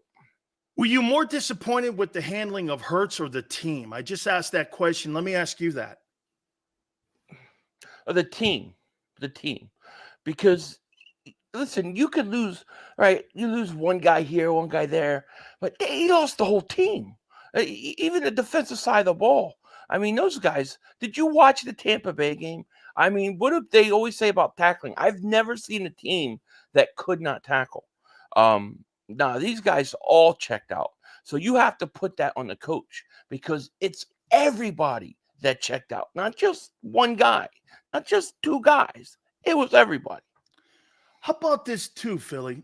If you're saying he picked those coordinators, then you're saying that, okay, so you picked incompetent people and you had no in-game adjustments. Mm-hmm. What makes me think that you're going to get this right when last year's and Xander's producing the show today? When Frank Reich came on this program, it was Frank that recommended Steichen. He was on Frank's staff in Indy. Right. So was Gannon. Those guys all worked with Frank. Frank recommended those guys. So when you're telling me this guy had a chance, if it was him, and I don't believe it was, I think it's those stunads upstairs that recommended those coordinators. If you're telling me that, how are you going to justify that press conference on Wednesday telling me, well, we'll get it right this year? I don't know. I don't know, but I could tell you this. There ain't no way that both coordinators that they're going to get are from Nick Sirianni. There's no the coach, he can't come out of this having more control or say than he did a year ago. So if you're going to tell me that the front office, everybody interfered in the coordinator he got a year ago, they're not going to give him power now to go out and pick his own coordinators. He's going to have even less control now. So he's more of a front man than he was a year ago. If That's anything, such a great point. Listen, what you just said, you're dead on. We got people in our media that are saying that he's out looking for coordinators. And I'm like, so they gave him more power? right. That's factually not true. Right. He's going to come out of this whole thing with even less control than he had. And it's probably going to lead to a lot less respect from the players.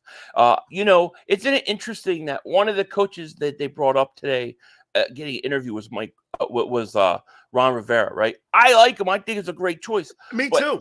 He's coming in because he's got head coaching experience, and they need a babysitter for their head coach. So I think you're going to get two experienced coordinators chosen by the front office to come in and babysit Nick Sirianni. Nick Coach.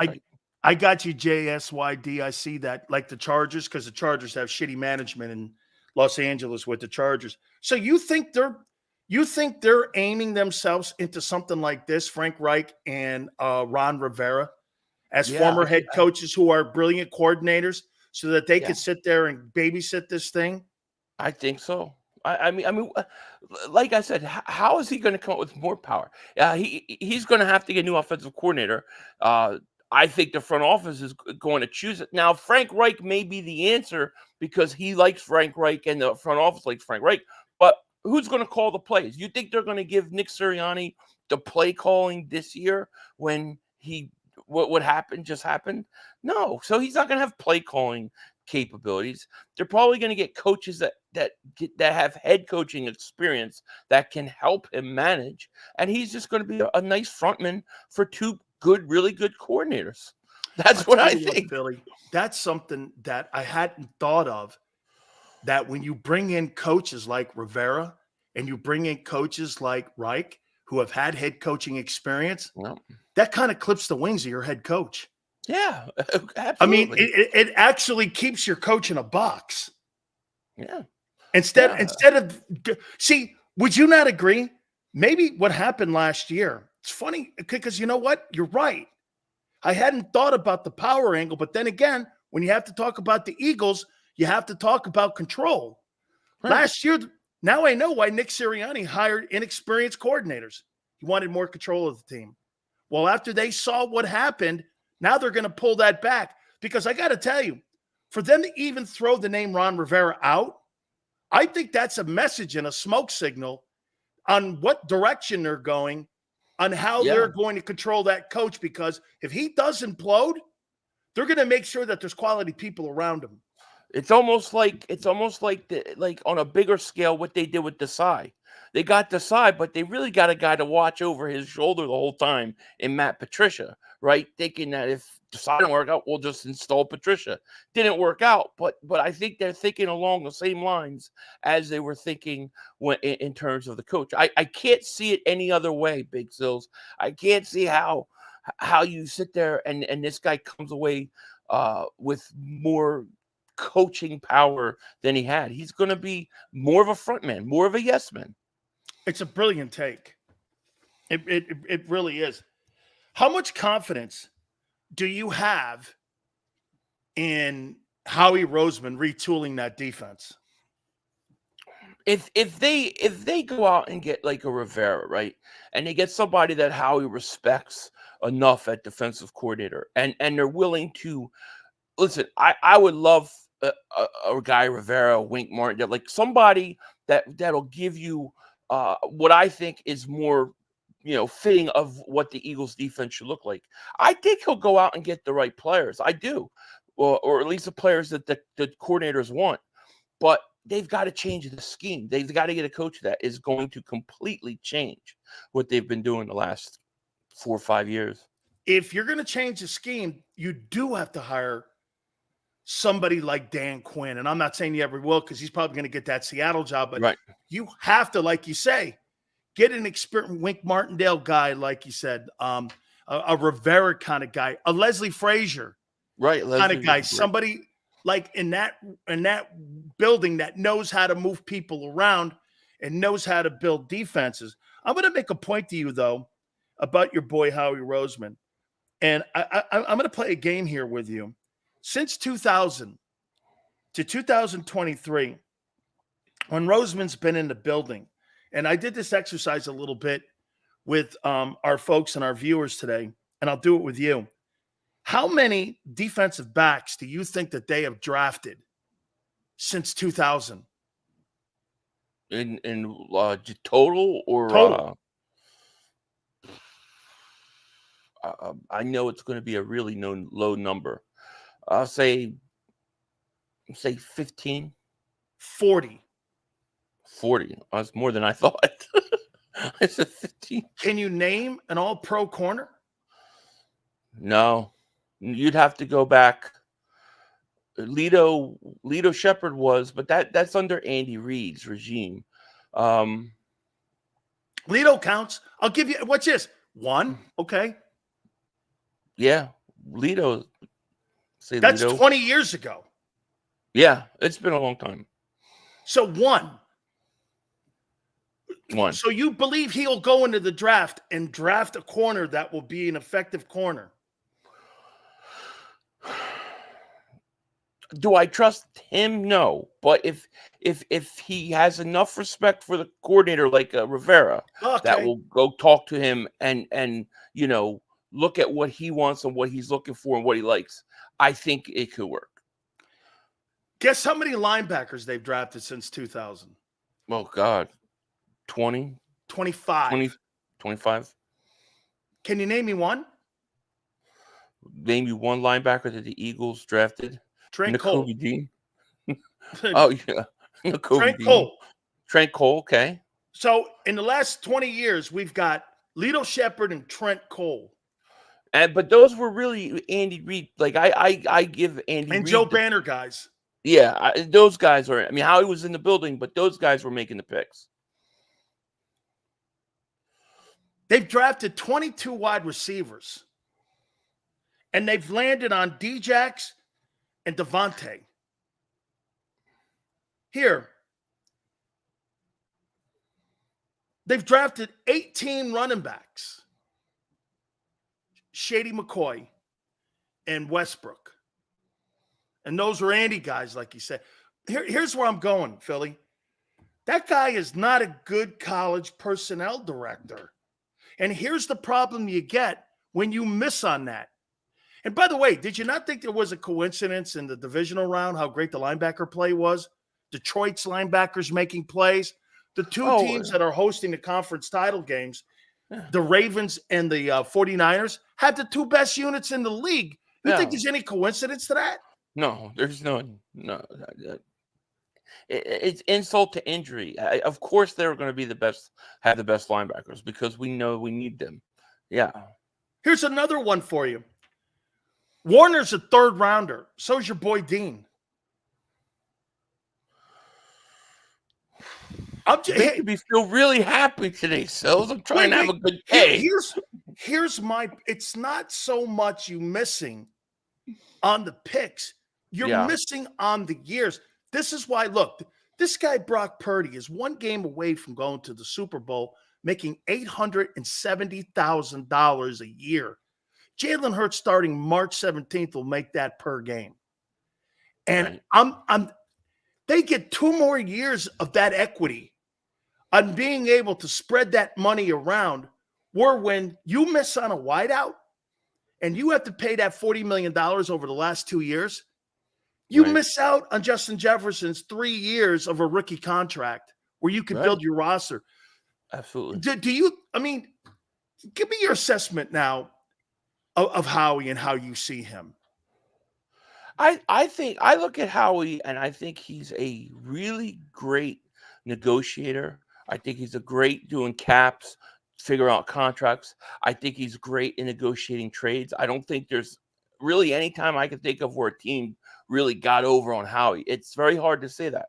But when it comes to personnel, he has been it's been a problem for a long time. You're talking about all the names and all the years. In recent years, it's actually got better. It's been worse than it is right now.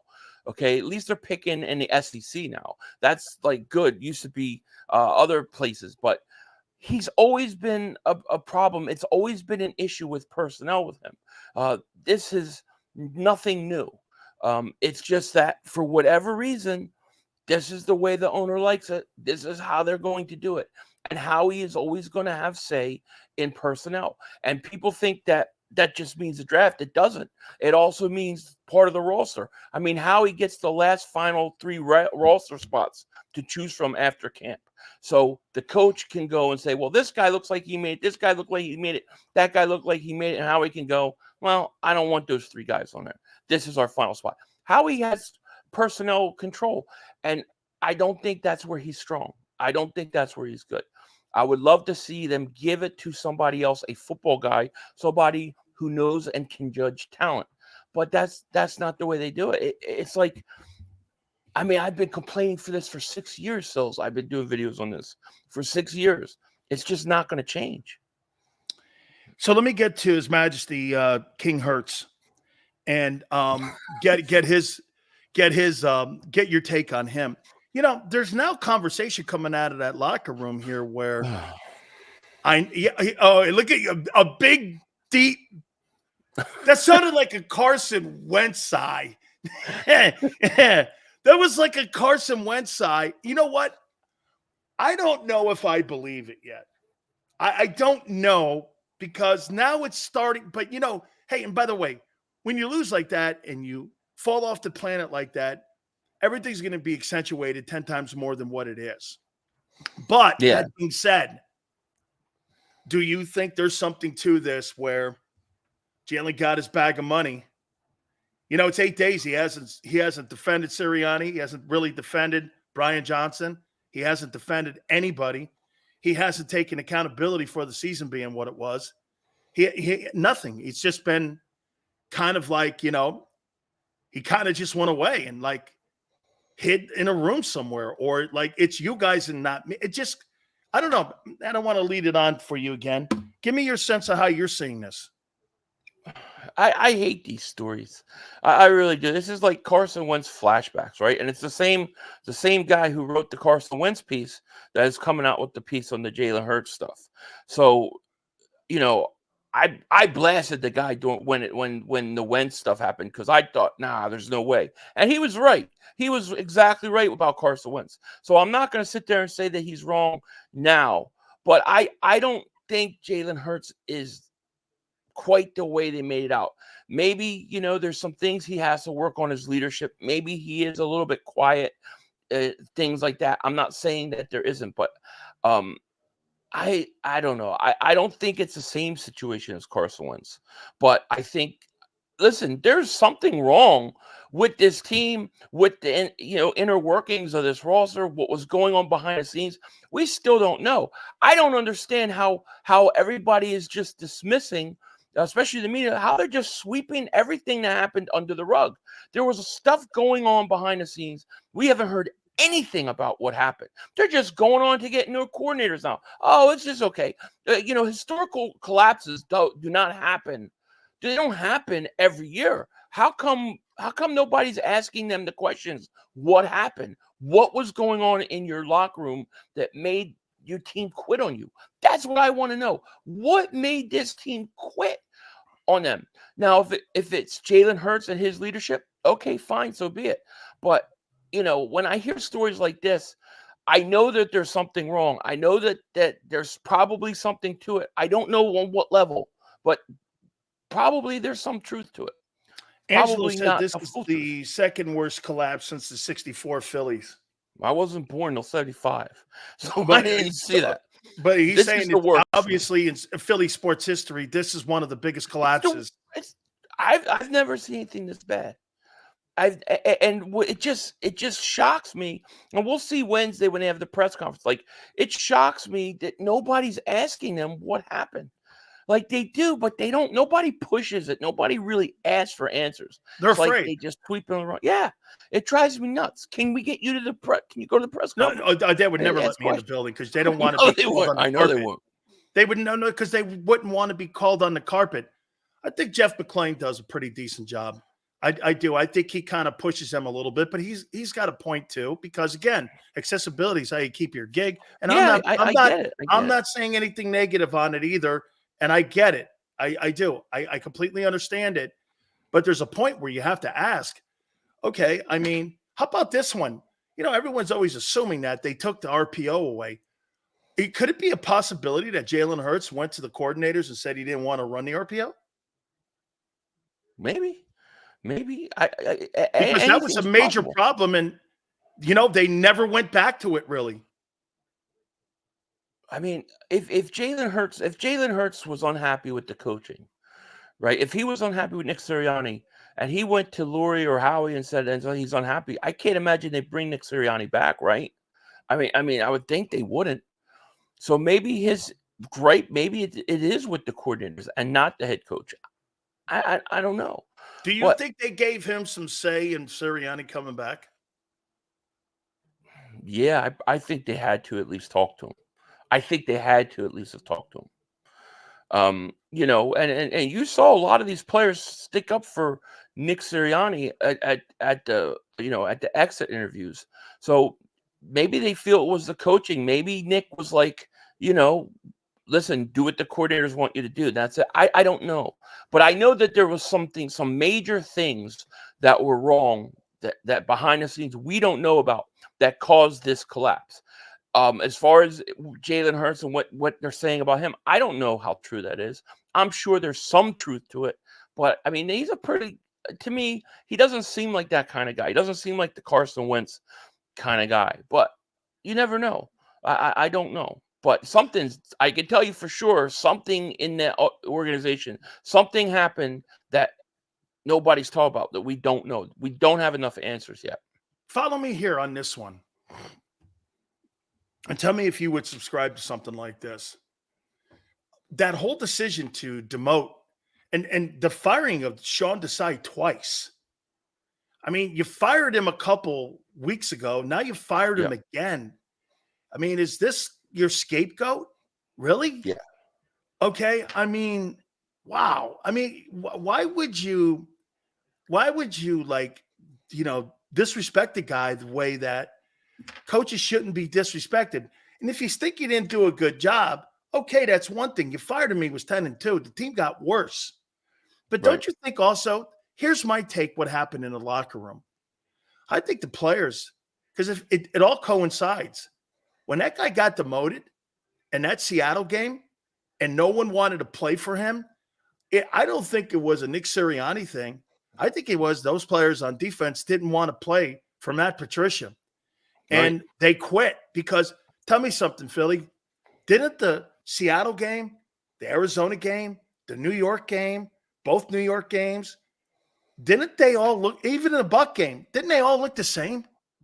Yeah, exactly. They just looked the same, like they were not interested in playing. Yeah. Not interested in playing, not half-ass tackling. I mean, did you see some of the, I think that first quarter they missed like 8 or 9 tackles. Like, it was crazy. You hear Ray Lewis ripping them, going, that team doesn't know how to have pursuit angles. I didn't hear him, but it's great. I'm glad he did. They deserve it. It was pathetic. It was an embarrassment. I was very embarrassed by How about that. Wednesday? What are you expecting to hear Wednesday with these two guys having this kumbaya meeting between Howie Roseman and Nick Sirianni? What are you expecting from that meeting? I expect them to say that they're going to get, coordinators that they're really motivated to fix it. They have a bad taste in the mouth about how everything ended, and they're going to do everything in their power to fix it and get it right because it's just not Eagles acceptable football, stuff like that. But there, I think you're going to see, Howie say we believe in Nick and stuff, even though now we got more control, but he won't say that part. But yeah, it's just gonna be a lot of rah rah, let's go type answers. Nothing substantial. I don't know what you're gonna take out of it and go, wow, that was really an amazing answer. Wow, they really were honest about what happened. You're not going to get anything like that. You're going to get the general answers you normally get. We got to do a better job. We're going to find some coordinators that really fit what we're trying to do. I know. It's we're going to have Pinocchio to Sirianni at its best.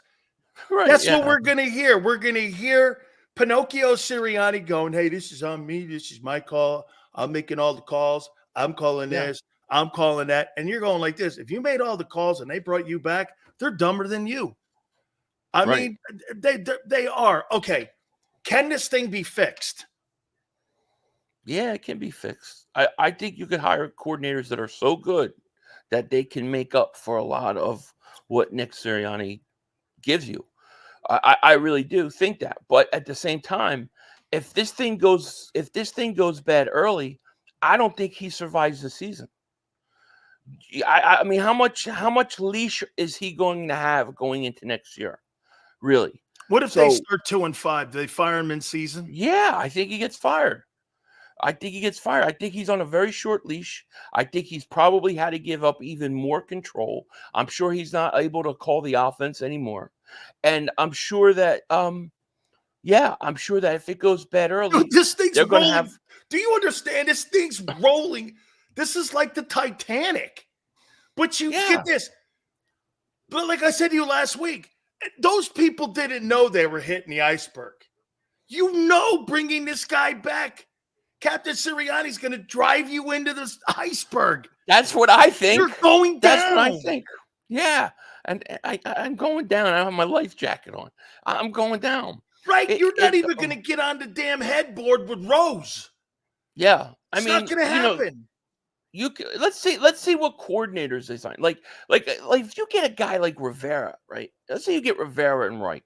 It changes the conversation. If you bring in Rivera, Reich, Martindale, it changes the conversation. Those guys can fix it, but also those guys make it easier to fire him because they're coaches that have experience that can come right in on an interim basis. I don't see how Nick Sirianni comes out of this thing not stuck in a corner. Nick Sirianni reminds me of a guy that's out in the ocean and he's got his nose and he's just doing this shit. And he's barely like above the water here, man. And he's just sitting there going, I got this. And you're like, and dead in a minute. Yeah, and Howie's on the boat going, come on, just a little further. Then he moves the ship. Shit, I think Howie's underneath pulling him under. Hey, that's last question for you. Here's why I think they didn't fire him. Because if you fire him, isn't that an indictment on the entire head coaching position of the Eagles? And follow me here. So no matter what you do, no matter how much winning you have, you can go to 3 straight playoffs, have a 667 win percentage, and they'll still fucking blow you out. And no matter what you do, so to them, the head coaching position really is not a priority. Dude, you got a guy going to a 6th straight AFC championship game. He went to 5 in Philly. I don't know about you, Philly, but that's 11 conference titles that Andy Reid has been to. And you fired that guy. Right. I think that firing him is dangerous for Howie Roseman's control. Because what are you going to fire him after 3 years? You had Doug Peterson, first-time head coach. Well, actually, a Chip, first-time head coach. Doug, first-time head coach. Nick, first-time head coach. And what people really want is a good coach, somebody with some experience, somebody who can come in and do the job.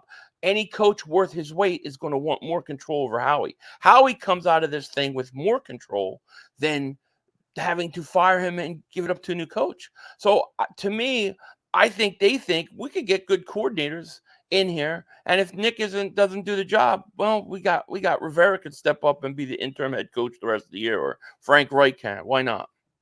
All right, man. I'm going to leave you with this. Tell me you didn't have absolute, complete, and utter respect for Jason Kelce at the Bills game.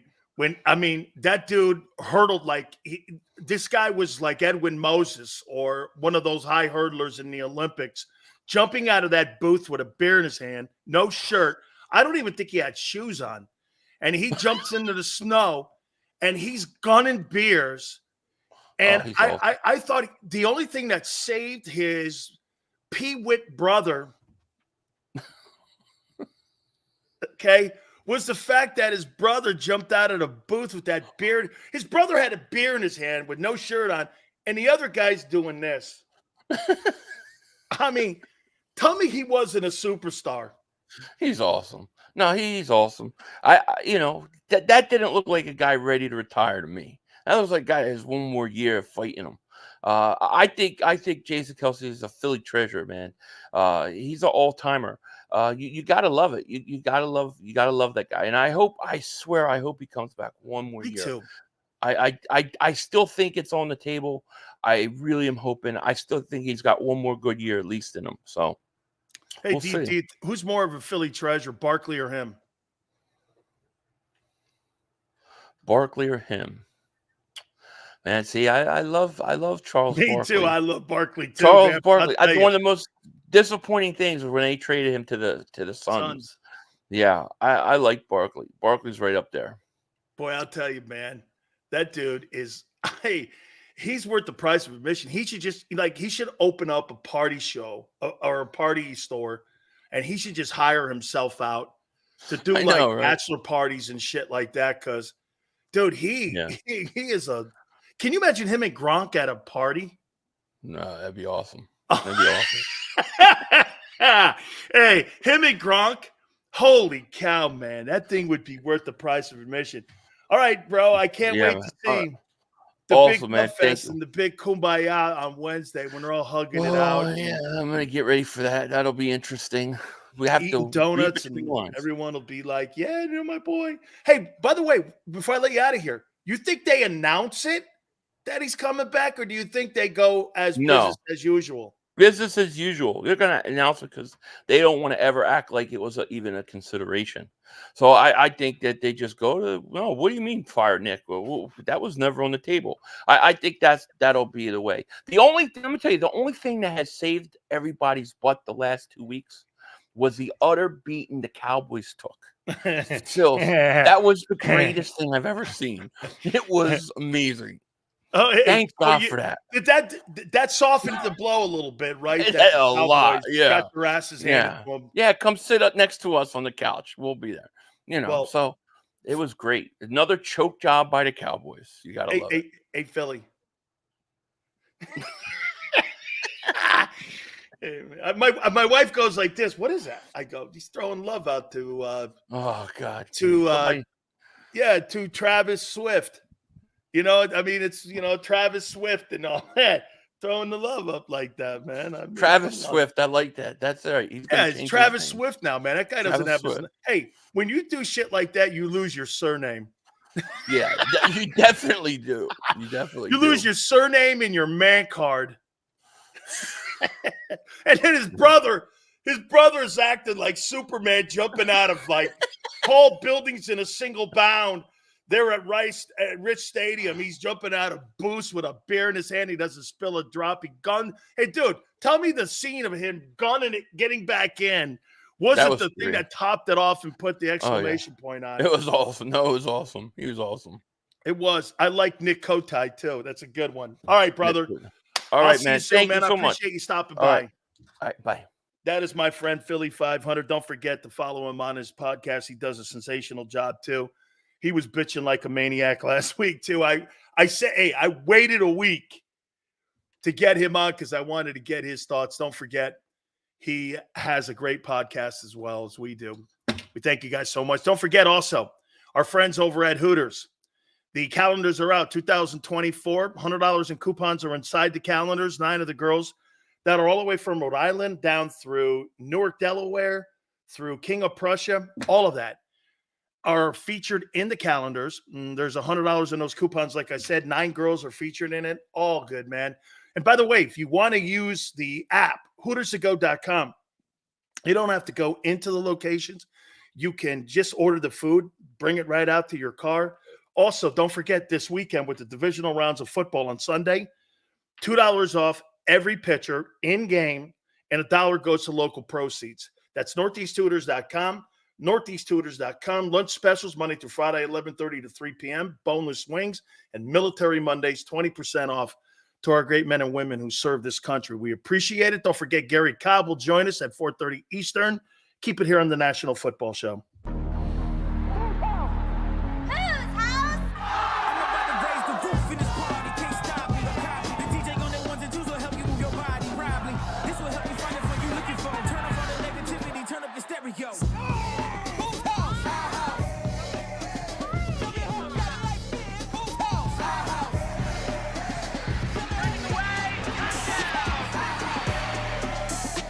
Football and Hooters, the perfect pair.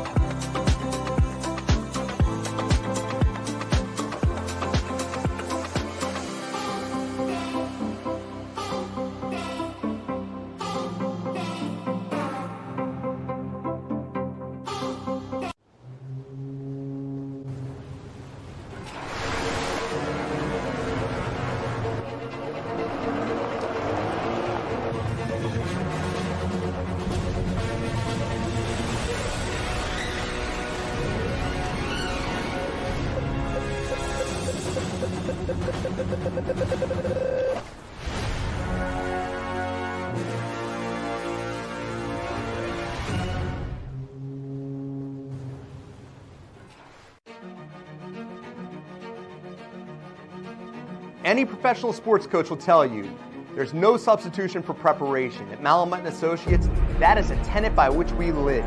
We prepare from day one for victory. Anything less is not acceptable. Underdog Fantasy has a way for you to play alongside your favorite football team all season long with their fantasy pick'em game. You pick between 2 to 5 players, select whether they'll go higher or lower on one of their stats, then do what you usually do on a Sunday, watch the games. You can win up to 20 times your money in a single game by going 5 for 5. It's a fantasy game, and the Sports Betting Show wants you to get involved. Go to UnderdogFantasy.com. When you sign up, use the promo code WIN, and Underdog will double your first deposit up to $100. That's UnderdogFantasy.com. Use the promo code WIN.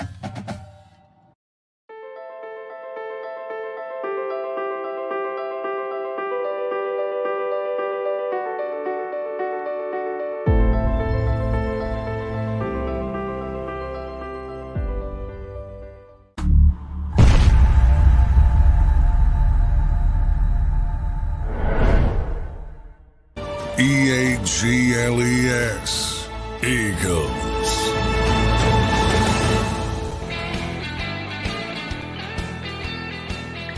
Big Sills.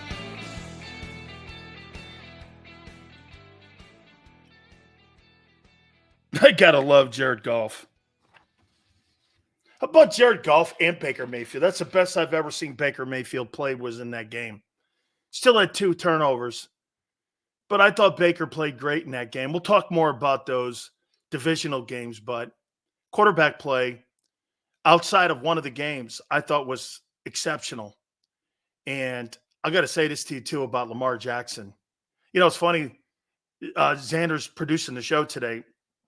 Tone's got a day off. And I remember last year, he and I both were getting ready for the show. We were both like this. I got to have me one of those. I got to have me one of those. And he is spectacular. He's spectacular. The impact that he has on games, he's spectacular. Hiring experienced coordinators who have been failures as head coach, smart. Won't lose them as head coaches if successful. Stability on offense, defense for long term. Latin Inferno, you're right. And here's the case of that. And here's the case study. Look at Steve Spagnuolo in Kansas City. He's not getting any kind of run for being a head football coach again. And he's now with Andy Reid. And he's going to be with Andy Reid for a long time. You see, you got to remember something. When you have a play calling head coach and you lose a coordinator, you see, this is the problem that you have in Philly. When you initially hired Nick Sirianni, you thought you were hiring someone that was like Sean McVay. So if you lost the coordinator, it wasn't really going to be a detrimental loss. Like Kansas City may have wobbled this year during the regular season. Here they are again in the AFC title game. Okay, here they are again. 6 years in a row. Why? Andy Reid, Patrick Mahomes. There's really not a drop in play calling in Kansas City. The only thing that's been a drop-off has been the catches and the lack thereof when it comes to drops. When you have a play-calling head coach today in the game, you insulate yourself from losing coordinators, especially on the offensive side, especially when you're spending money on a quarterback you're spending $50 million to. That's the problem that you have up in New England right now. That's the problem you had with Belichick. Belichick's not an offensive play-calling guy. They had a good coordinator up there and a bunch of good coordinators, but it was really Brady's development into understanding offenses that isolated and insulated them from having any kind of issues when Charlie Weiss would leave or Josh McDaniel would leave or Bill O'Brien would leave or any of those guys. Belichick took care of the defense. Brady ended up taking care of the offense. Brady would be a sensational offensive coordinator. He sees the game. He knows checkdowns. By the way, you know, one of the crazy things about Tom Brady is that Tom Brady was a checkdown king. And in Philadelphia, you guys want to have explosive plays. Your explosive plays got you nowhere. Okay? Don't ever compare Nick Sirianni to Sean McVay. Like, ever. McVay's a brilliant play caller, and his resume reflects it. He's a 2-time NFC conference champion and a Super Bowl champion, and he's 38. He's 38 years old. And he's more accomplished than Shanahan in San Francisco. Look at the job that Shanahan has done with Brock Purdy and the development of Brock Purdy. Could Brock Purdy go to Las Vegas and become Brock Purdy? I don't think so. I don't think that there's a coincidence that every one of the quarterbacks that are in the conference finals, let's take a look at that, for instance, here. Look at the play caller that's in Detroit right now. He's being recruited for a head coaching jobs around the NFL, right? You got Kyle Shanahan as the offensive coordinator / head coach in San Francisco. Baltimore, you got Todd Monken, who's reinvented Lamar Jackson. And you got Andy Reid. And you know who you have? Nick Sirianni. Nick Sirianni. And then if you believe the bullshit that he brought in Brian Johnson, you know, the fundamental decision when you took the play calling duties away from that guy when he was 2-5. Funny, I remember because Xander was producing the show back then. 2-5, we're both going, this guy doesn't know what he's doing. He doesn't know what he's doing. And then when they took the play calling duties away and Steichen got it, thing went on a run, saved his job.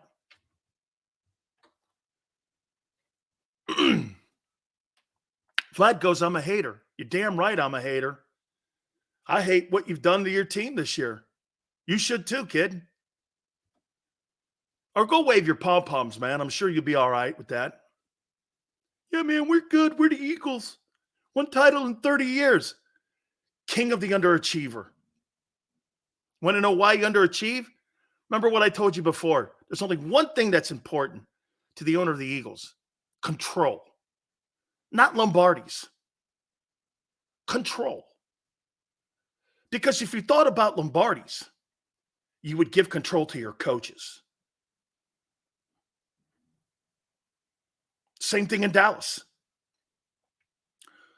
There's a reason that the Lions now have more wins. Or actually, excuse me, they have been to more conference championship games than the Dallas Cowboys in the last 29 years. The Lions, the Bengals have been to more conference title games than the Dallas Cowboys. I want you to think about that. The Bengals and the Lions. The Lions haven't had a championship since 57. Do you know who the winningest coach in the postseason is in Lions history during the Super Bowl era? It's Dan Campbell. It's Dan Campbell. Who would have thunk this, too? Who would have thunk this? This is right up my boy LJ's skirt. 2021, the kneecap biter. Yeah, man, I'm going to chew kneecaps and another goofy-ass press conference. And then you got the flower planner or whatever the hell the thing, Sirianni thing during his uncomfortable press conference. Who would have thought there was only one coach, actually, that was hired in 21 between them two? Everyone said, that guy's a gimmick. He's like a WWE head coach. And then you got your boy. You don't even know what his job title is. Donut getter? Bullshit artist? Who? Think about this. Dan Campbell has turned the Lions around. And Nick Sirianni has turned the Eagles upside down. 11 months ago. He's turned the team upside down in 11 months. Dan Campbell's turned the team around. Your guys turned the team upside down.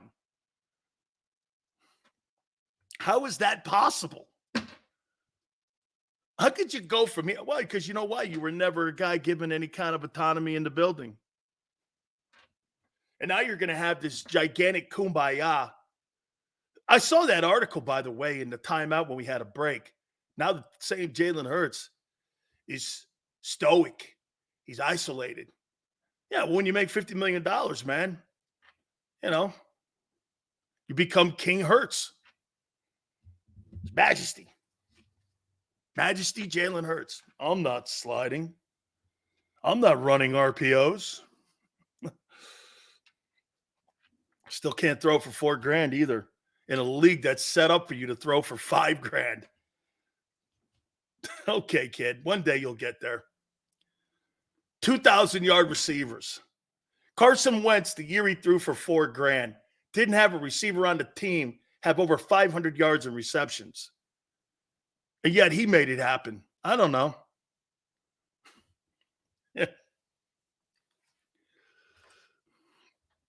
How you doing? I'll tell you. You're $50 million guy. Oh, God. This is great. I told you I'd kick the shit out of him. I told you I would. He deserves all of it, too. Completely failed this year. 1,000%. As much as you guys gave him that one-year wonder, this year was a disaster. Guy led the NFL on most of turnovers. How you doing? Yeah, man. Josh Allen loses to Mahomes, and you're comparing losing to Baker Mayfield? Baker Mayfield, who's on a one-year contract, and the Bucs are deciding whether to bring him back or not. And he kicked the shit out of you in the wild card game. Yeah, that sounds normal. Coaching, really? Hey, you see when somebody like Dez says coaching? When you make $50 million, I got a little bit of a chair at the board of directors table. I'm not doing that. I'm not doing that. I'm not doing that. Hey guys, don't get mad at me because your boy shit the bed this year. Why would you get mad at me? Because your coach shit the bed and your quarterback did. Get mad at me for that? Or are you mad at me because I pointed out like others don't? Well, it's coaching. It's coaching. Okay. Well, you should have said something. I don't want my buddy being my coordinator. You make $50 million. Like I said, you got a chair at the board of directors meeting. Let's get somebody in here who can help me. Okay. You know what John Harbaugh did? John Harbaugh got one of the best coordinators for Lamar Jackson. That's why Baltimore's superior to you. There's no run game, 3 and short. There was no run game, 3rd and short. How about this? The Baltimore Ravens went out and did everything to give Lamar Jackson the best fighting chance to have a great season. Now they host the AFC title game. He's going to win a second MVP award by the age of 26. He's going against Mahomes. So let's think about that. If Lamar Jackson beats Patrick Mahomes and he ends up getting to a Super Bowl and beating the Niners, by the age of 26, he'll have 2 NFL regular season MVP awards, a Super Bowl trophy, and an AFC title at the age of 26. He's 2 games away. They did everything they could. And John Harbaugh's a heck of a coach. Remember, John Harbaugh's not an offensive-minded guy. John Harbaugh got the job. He was a special teams coach. Special teams. And get this, Lamar's only a year older than Jalen.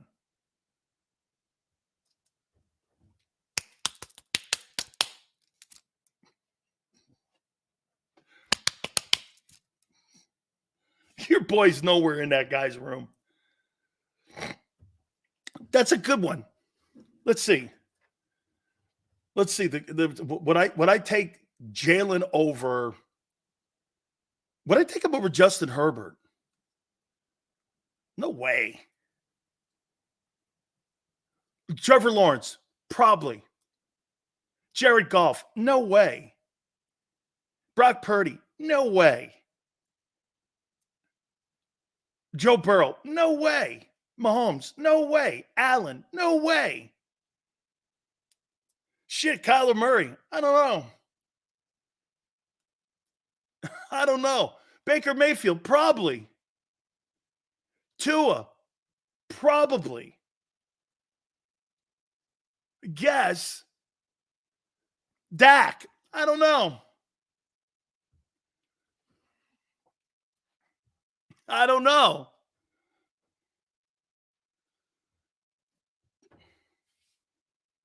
Justin Herbert needs better coaching. You imagine Jim Harbaugh with Justin Herbert? Whew.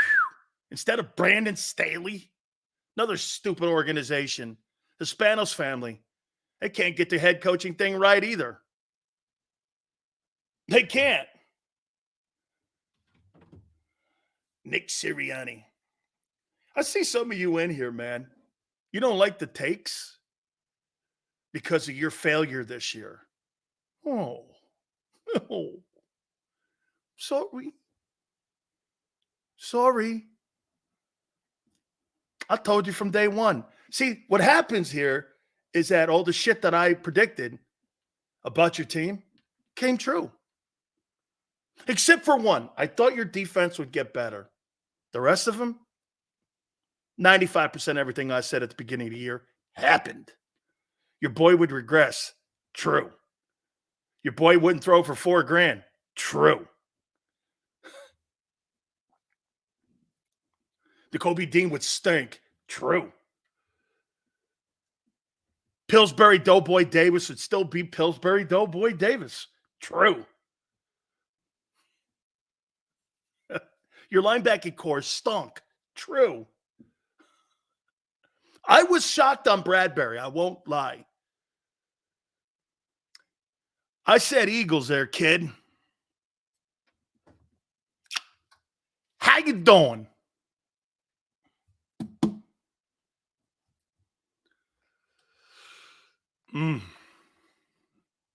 I hope Sills doesn't wrench his back with all the patting himself on the shoulder. Hey, Joe, you kidding me? I'd break my arm patting myself on my shoulder. Don't worry about it, Big Joe. I'll take care of it.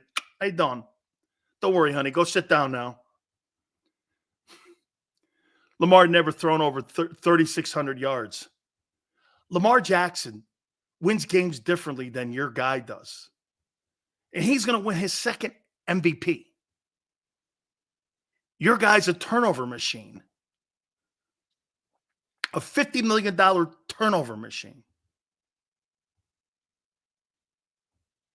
No, can't be. Not my guy. Not the golden kid. It's like the golden child. Sills, are you talking shit on Jalen? Yeah. He stunk. Wait, it's not his fault. Here's what some of you do. Watch this. Poor defense, poor coaching, poor head coach. It's not Jalen's fault, even though you paid him $50 million. What's his accountability?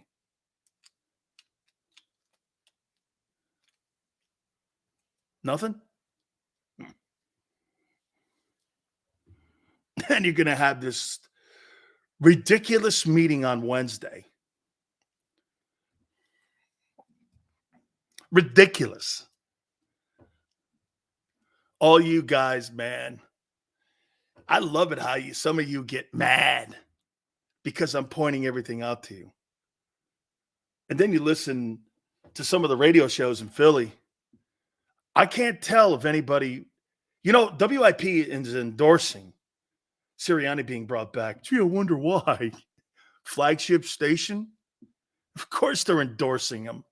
Howard Eskin is endorsing Sirianni coming back. I can't wait to get Angelo on Wednesday. Holy cow, man. You talk about a guy who's going to go knee deep in. They're bringing back that clown.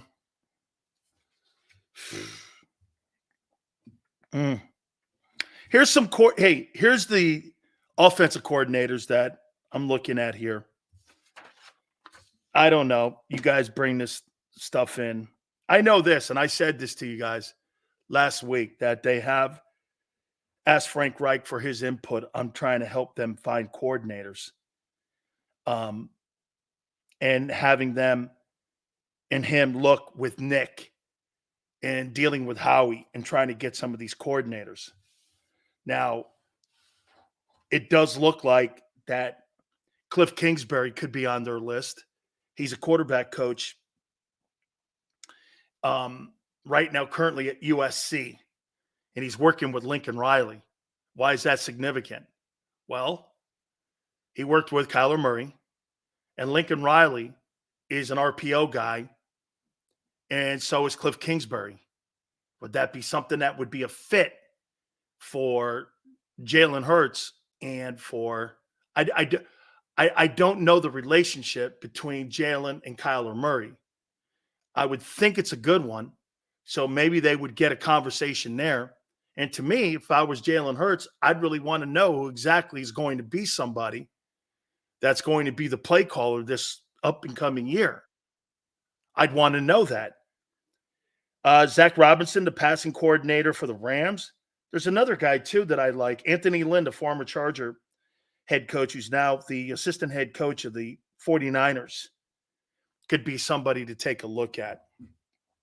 But, boy, I'll tell you, it's been a week of very interesting stuff, and it looks like now things are trending for Nick Sirianni to be brought back.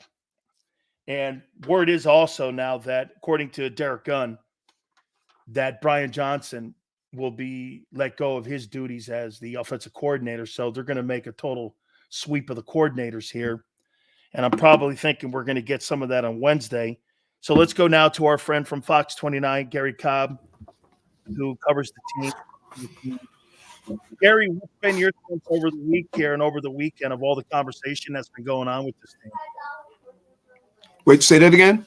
What's your sense of what you've seen last week and what you're hearing on, and if you're cool with the fact that there looks like it's trending that they're going to bring Sirianni back?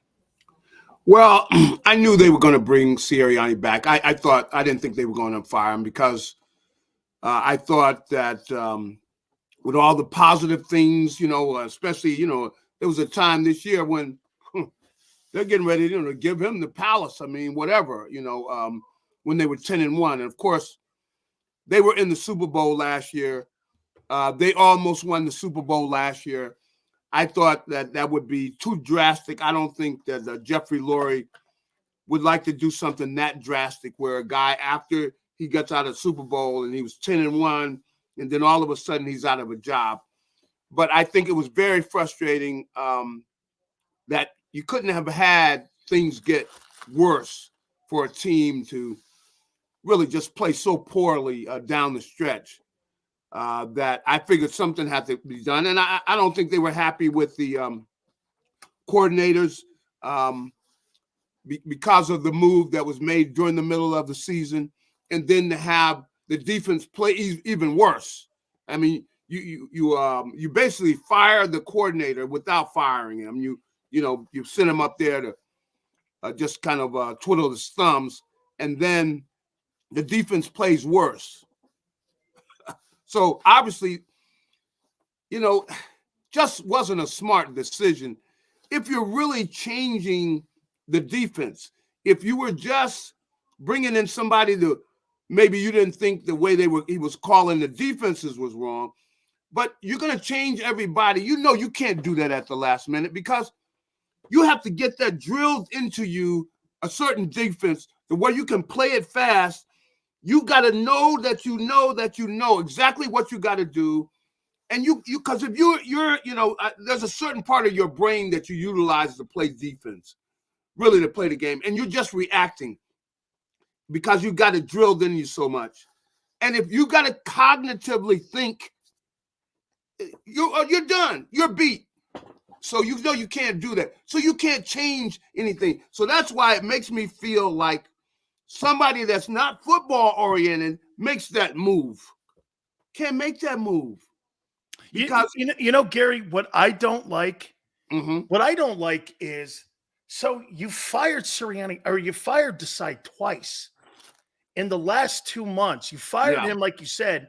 That's right. Kind of 2 months ago. Correct. You turn around and you fire him again yesterday. I mean, there's a way to do. And look, and I'm not saying he should have kept his job, but what I'm saying is there's a way to be a professional about going about your business. And I found that to be a little bit unprofessional from the organization itself. And it just seems that there's been a lot of unprofessional moves and comments over the last 3 months since this meltdown. I mean, is this the last? Are they using these coordinators as scapegoats to give Nick one more shot to prove that he's the head coach of the Eagles? Well, Nick is I mean, probably in certain ways, there's some guys would have said, well, then fire me. They wouldn't want to do what Nick's got to do now. Because really, Nick is in the same position in a way. Yeah. As he's Doug kind was. of been fired because you don't like what he's doing. He was telling, according to him, he was telling Brian Johnson, he was telling him what to do. And so in a way, they Well, how do you keep your job then if you're the guy giving him the intel and you're telling everyone this is my offense? I hired these guys. Yep. How are you keeping your job then? Well, just that they do not want to fire the coach this quickly. To me, that's what I see. And because I'm going like, I couldn't see them doing that because that seems like such a rash, such a, emotional decision. Because, hey, this guy was in the Super Bowl last year, and this year he made the playoffs. He was 11-6, and he got hit with the machete. I don't think they want that on the resume to say, well, we did that. So that's the only reason he's here. But ultimately, he was running the show. He's the one that had his hands. I don't like the way he talks about offense. Nick comes out there with that chunk play stuff. Look, that's garbage. You can't run chunk plays because you throw into the teeth of a good defense, you're going to throw interceptions. You throw interceptions, you lose. You turn the ball over in the NFL, you lose. So you can't do that. You got to be patient. You basically are calling the shots. You take what the defense gives you. Okay, you want to give us 5? We take it. All right? 4 yards, we take it. 3. But we can keep the sticks moving. Eventually, you got to come up and take that away. You can't keep letting them, march the ball down the field on you. So eventually, you're going to either blitz, you're going to do something because you got to in order to take, stop them from moving the ball on you. And that's when a good offense, they cut your throat because they go downfield now. They got a guy one-on-one that you don't want the guy one-on-one against that. Let's say they got a receiver they think is better. He gets open, boom. Now they go with the big things. And that's what Montana did for years. That's what Brady did. The best quarterbacks, they will take what you give them until you start coming after them. They go, okay, now we're going to cut you up. How about this, Gary? That's what I think that good offenses do. If you just try to force the ball downfield, come on. A good defense is you're going to get interceptions. You get interceptions, you lose. How about this, Gary? There was no coincidence yesterday or when you watched the divisional games, the exceptional linebacker play that was played out. I mean, even the Lions linebackers they closed the game out, the linebackers, even the second team Bills linebackers. And I don't think there's any coincidence that the Ravens and the Niners have the 2 best duos in their hosting conference championship games. I mean, that can't just be by coincidence that the Eagles don't have anybody to play the position. And you're seeing all of these successful teams with great units.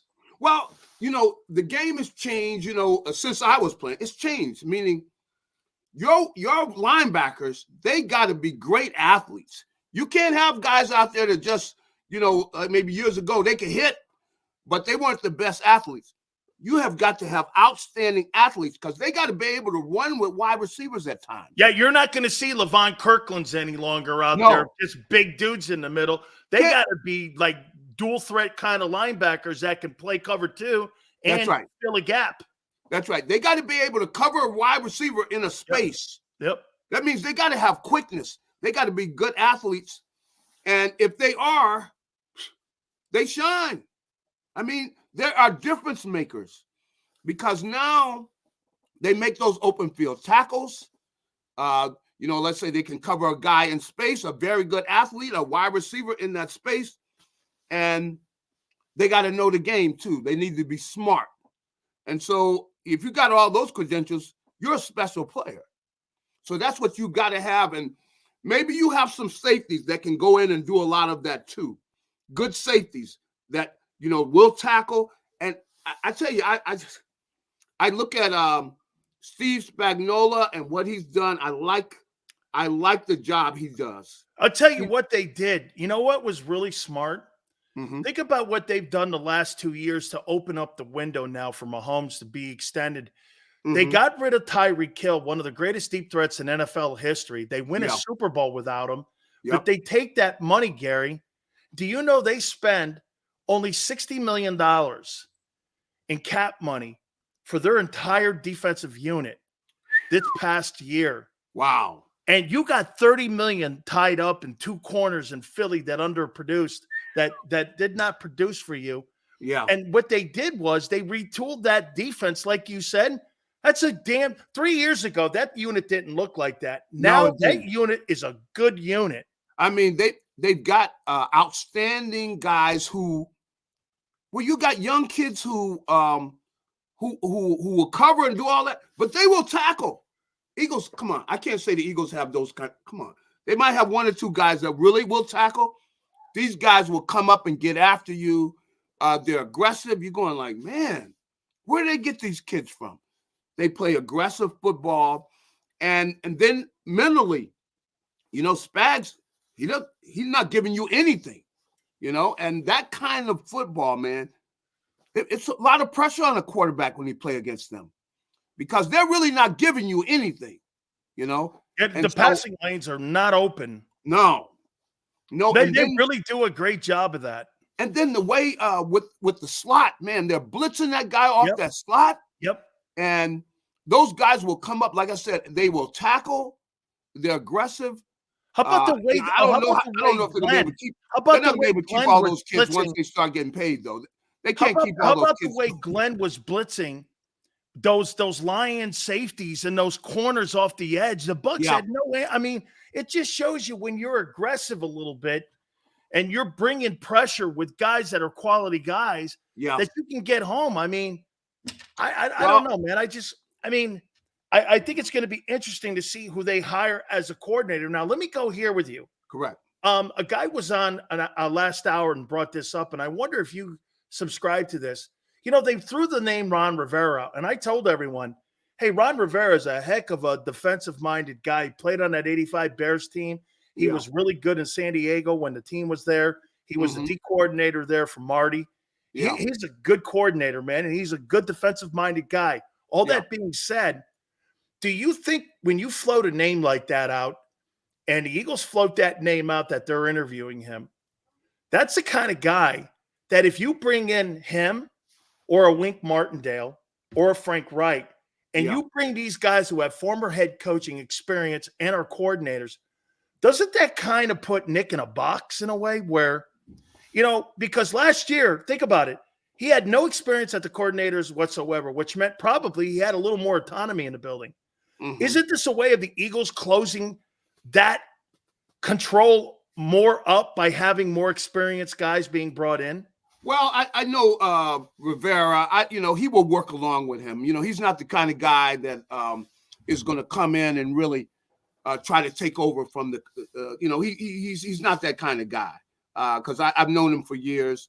So, he's not going to do that. I don't know about, any of the other guys, but I know Rivera that he's not that kind of guy that's going to do that. So he doesn't have to worry about that with him. So I wouldn't say it's a problem because Ron Rivera is a very easygoing guy. He's not a guy that's going to be stabbing people in the back, and that's just not him. He's not that type of guy. Now, plus he worked with Buddy. Yeah, he worked with. Yeah, he played for Buddy. Yep. So with Ron, all the time I've known him, like I said, he's not the kind of guy that's going to backstab somebody and be doing that kind of stuff. That's not him. He's a straight up guy. If anything, like you don't hear him, throwing guys to the wolves. You don't hear a lot from him. He doesn't do those kind of things. So I don't think he'll have a problem with him. How about this? Yeah. There's now some reports out there about Jalen's attitude. And,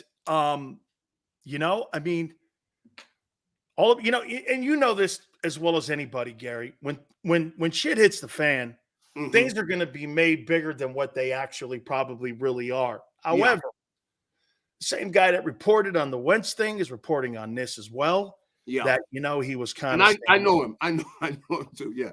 But what do you make of that? I mean, because I don't want to pollute that either. What do you make of that? I think there's some things going on with Jalen, and I've said this before about his whole life changing, all the stuff going on, and for him to deal with everything. But what he's got to realize is he's in a position of power, because of his contract. He got guaranteed contract, millions and millions of dollars. I know he wants to win. Okay, the guy wants to win. You got to be honest. He's got to go in there and be honest sometime. Go, hey, look, I don't like this. I don't think this helps me. I'm not a better quarterback when I got this situation, that situation. Because, to go into, that situation with the blitzes and all that stuff, if you got people, especially like you like, it's not easy to throw them to the wolves maybe, But he's got to be open, and they got to get an offense that he flourishes in, and they got to play smart football. And that whole stuff, that's why that chunk stuff, I don't believe in that.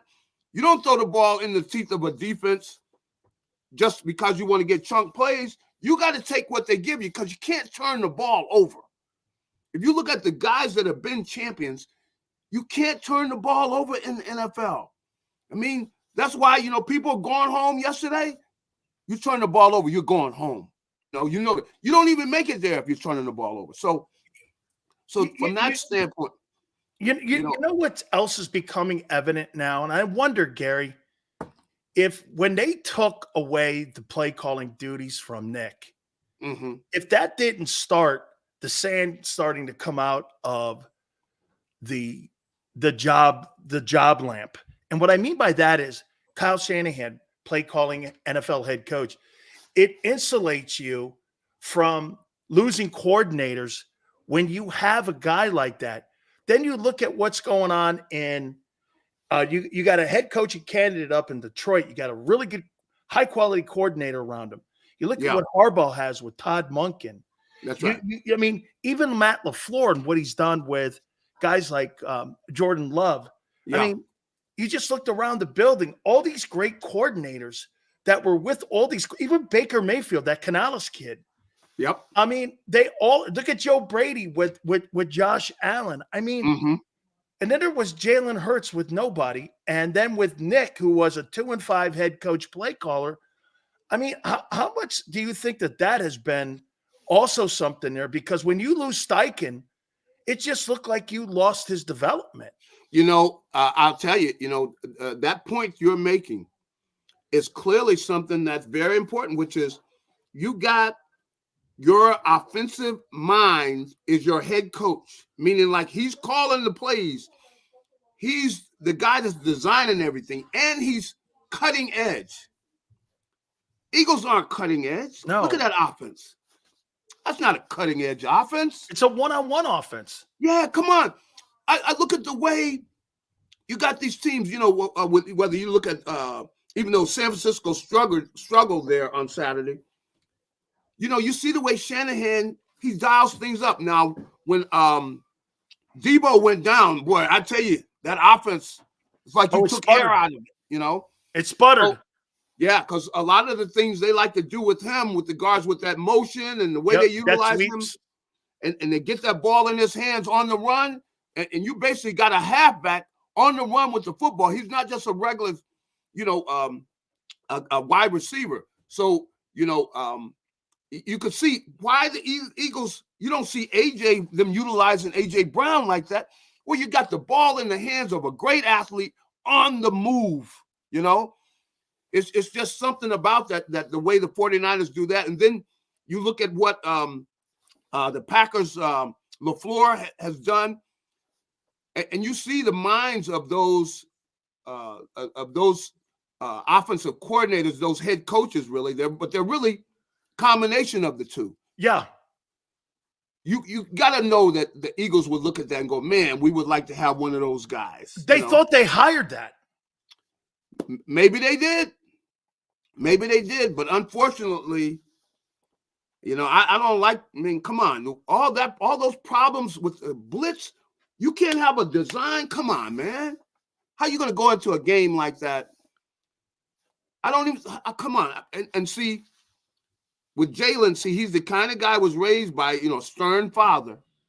So he's not quick to go against authority. He's got to speak out. Come on. He got to go out. Look, this is your responsibility, Jalen. We got to get the right guy in here with the right offense. And that means they really need to pluck somebody from one of those other staffs. Sharp guy, young guy underneath who's got that same kind of creativity, They got to get one of those guys off of those staffs because really they're ahead of the rest of the league. And, man, they're on the attack, but they've got to, come on. It's 2024. We need a 2024 offense, not a 2018 offense. And that one last question for you here. Yeah. It's about the Eagle job and maybe one of the reasons why they're bringing Sirianni back. And I've been bringing this up. Think about this, Gary. If they had fired him, here's a coach that would have taken a team to the playoffs 3 years in a row, has a 667 win percentage. Yeah. And if they had fired him, doesn't that send a message to potential candidates that you would say, no matter what I do, no matter what kind of success I have, the organization doesn't look at that position as a priority position because if you're willing to change that out, Gary, at the end of the day, no matter what you do at that head coaching position, there's a chance they can replace you. And now you start looking, Andy Reid, the job that Doug's doing down in Jacksonville, you're starting to see people go, wait a minute. Yeah. Here's a guy that's winning and he's on the hot seat. Am I right I say that the impression wouldn't look good? Yeah. Oh, yeah. I think this is the reason that they're not making the move because they clearly didn't like what they saw. Who could have liked what you saw this year? You got a team 10-1, just goes into the tank, comes out against Tampa. What? Come on, Tampa's nothing to be where you could get all worked up about Tampa. Agreed. And you just laid an egg there. The team's playing with no life. You're going like, what is going on with this team? Clearly, they don't like some of the things. Guys do not believe in what we're doing, And so they're not believing in what they're doing. So you got to have some sharp, you got guys with ideas, fresh ideas, aggressive. And that's what they want to see. And we'll see what they do, especially on both sides of the ball. But they clearly, anybody, somebody that's not even really a big football fan could see this stuff is just something is wrong here. You think they bring experienced coordinators in this time, like really big time experienced guys? I could see that on the defensive side. I think offensively, they got to go ahead and peel for some of the talent on some of these other teams. Like I say, you got these bright young, head coach who's offensive coordinator and everything, and he went ahead and he's got somebody else with that type of mindset. That's what you got to go in there that can work with Jalen and grow with them and everything. But you got to be they got to be able to utilize all the things like the way the guys utilize motion. Come on, Eagles barely send anybody in motion. Way these teams are utilizing motion and they're aggressive. I don't see how you can have this team here with these weapons you got on this team without having somebody with some bright ideas. They got to come in there and really excite. Maybe they excite Nick or excite Howie and all of them and Jeffrey with the way they want to attack defenses. And I would get to snooping around, the Rams. I'd be over there looking at their staff. I'm going to look at Green Bay's staff. I'm going to look at some of these other teams. I'm looking at their staff. They're looking at that Zach Robinson kid off the Rams staff that works with McVay. He's the passing game coordinator. And it's kind of the same dynamic, Gary, that that Mike Holmgren had. You know, you had a passing game coordinator, and that's kind of what Andy was when he was up in Green Bay. That's what they got to do. If you ask me, that's what they got to do. They got to get somebody, some sharp ideas, who's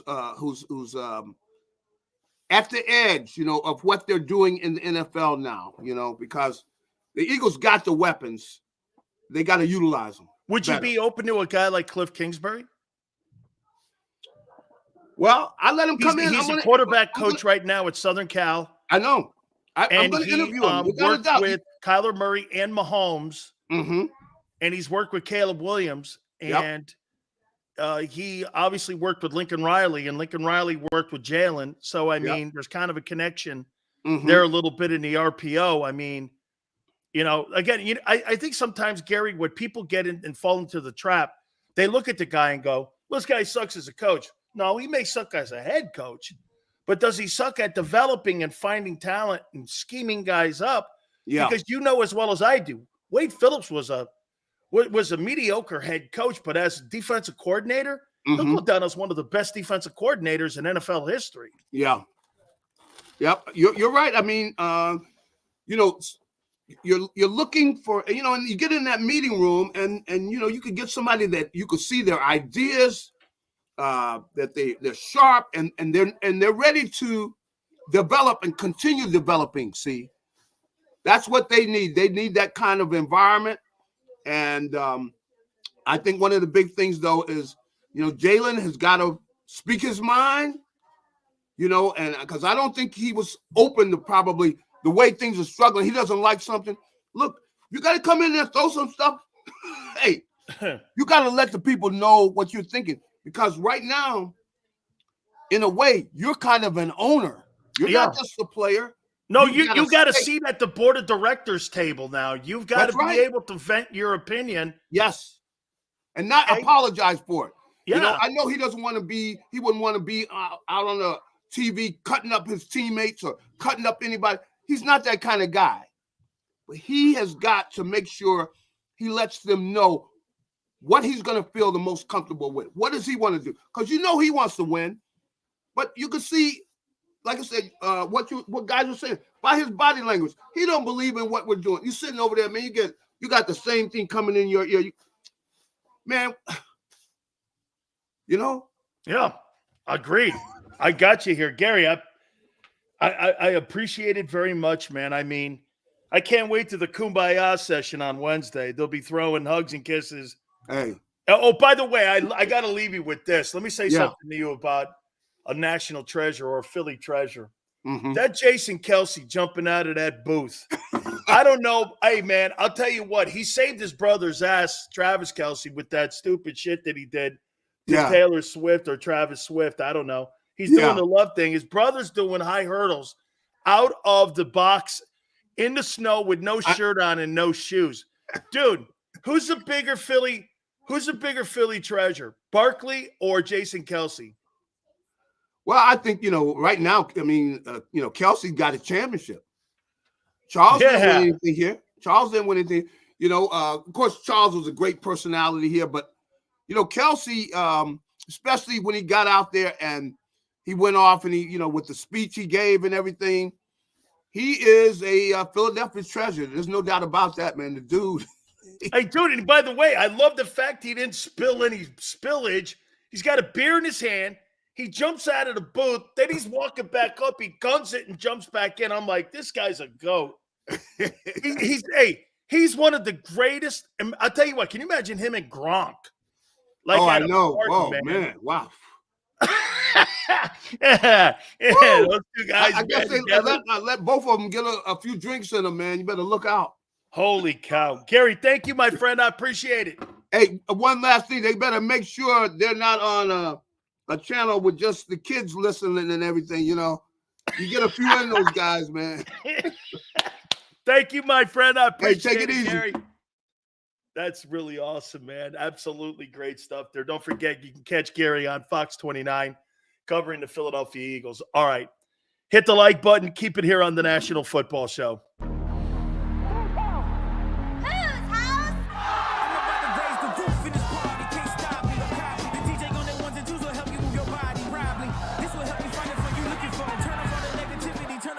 yo.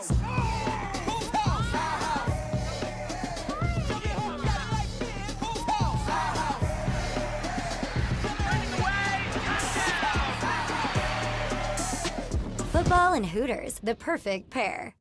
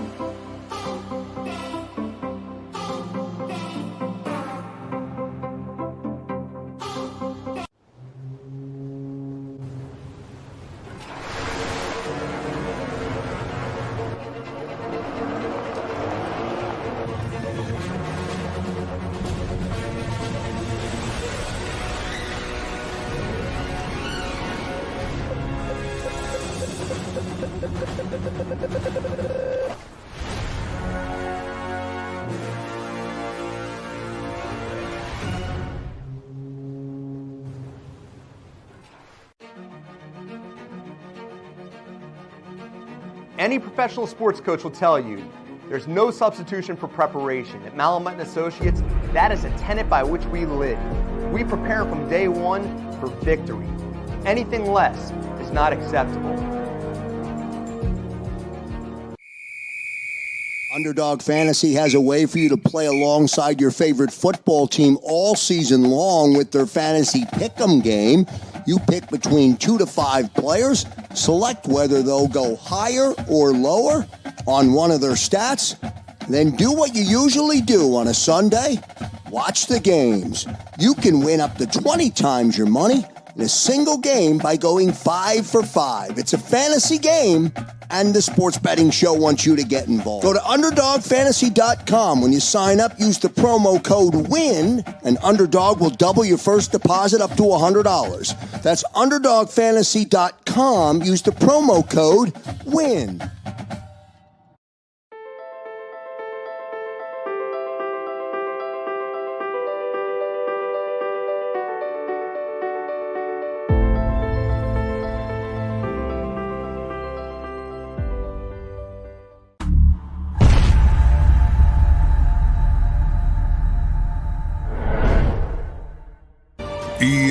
EAGLES, Eagles.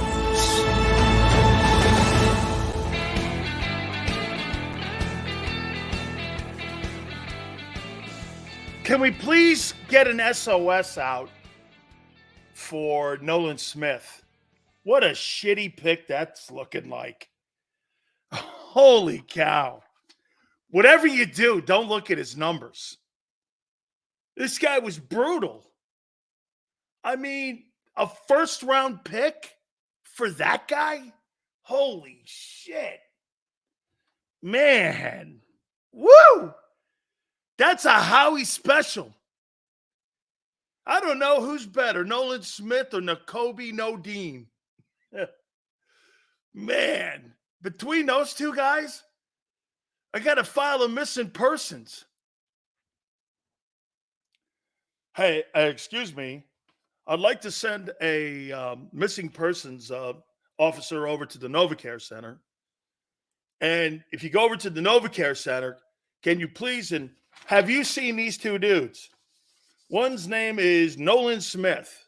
He came out of Georgia, and he really didn't show. By the way, you know what's funny?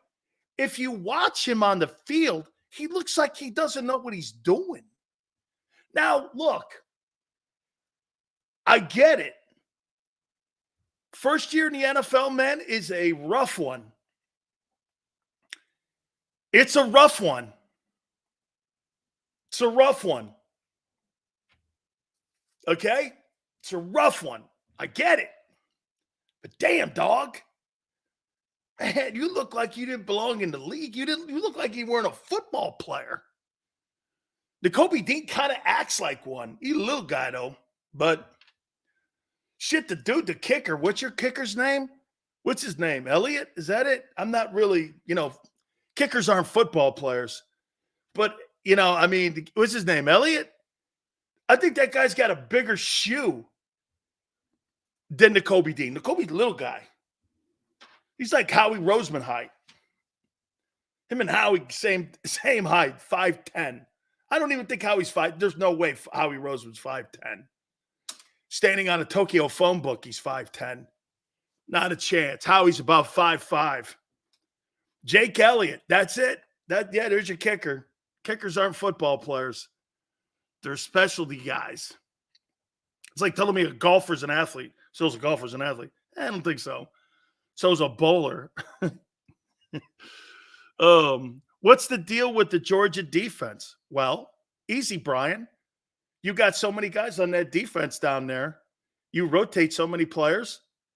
Not one of those guys are NFL ready to play. Dude, I think, listen, I'm going to say Jalen Carter is going to be a superstar player. Okay? Still going to be a superstar player. He really is.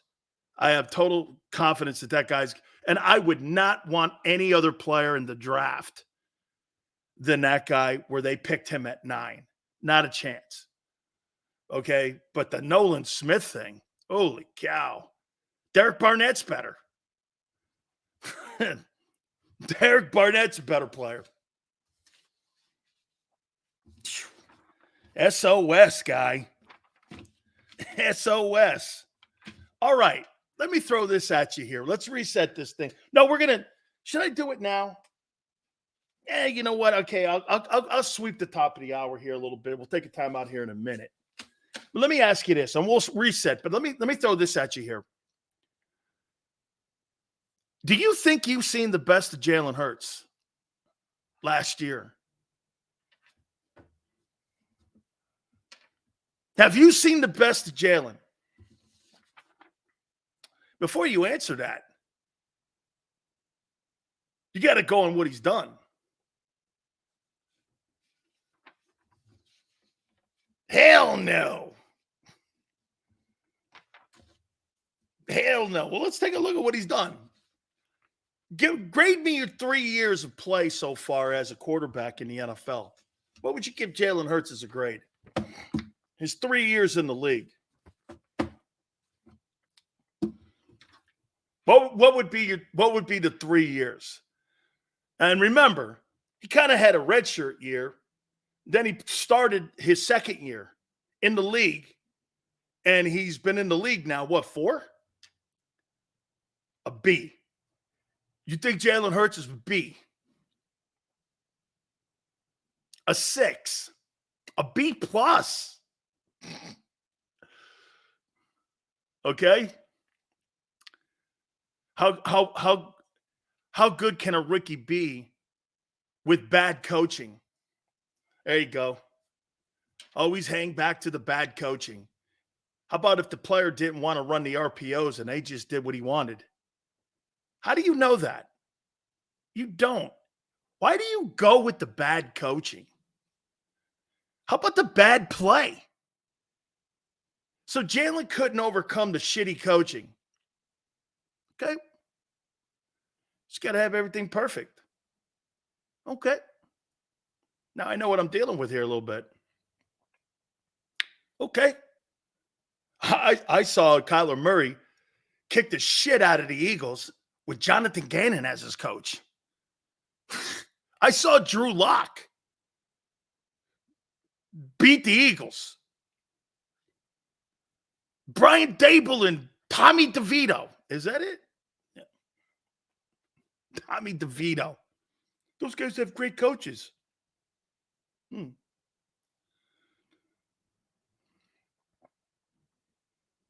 Here's what I say. Jalen's 3 years as a starting quarterback in the NFL to me have been pretty good.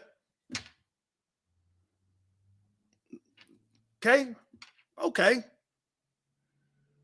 Pretty good. Yeah. He's a starter in the league. Sure. Like, who would I compare his 3 years to?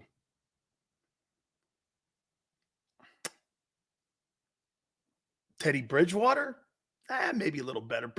Bridgewater went to a Pro Bowl in Minnesota before he got injured in that catastrophic injury he had on his knee. He was doing very well in Minnesota. better than that, maybe. Baker Mayfield? Excuse me. Don't ever say Kirk Cousins. Cousins throws for 4,000 yards every year. Your boy can't throw for 3,900. So before you start barking at Justin Herbert, don't ever say that. Justin Herbert is a talented quarterback. Your guy's not. He's a dual threat dude. He's not a gifted passer. You think he is. He's not. Let's see. Fitness goes, Sills is trolling. Okay. So you really think this guy's had 3 great years? Okay. Led the league in turnovers almost this year. Hasn't thrown for $4,000. Hangs around the league average when it comes to completion percentage, which isn't a bad thing. Had more attempts this year, still couldn't get that feat done. I don't know. As good as last year was, his turnovers this year were horrible.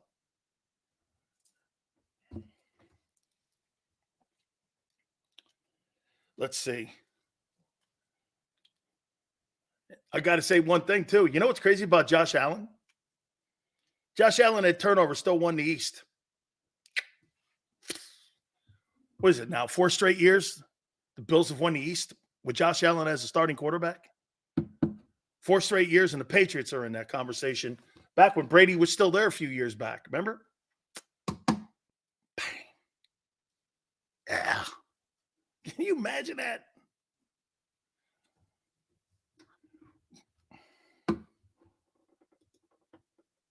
Dak had a better year than Hurts. Shit. What are you kidding me, Xander? Watch this. He did. He's right. Hey, let me show you this. That's a good one here. I think you're seeing the best you'll ever see with him. Passing yards, NFL 2023.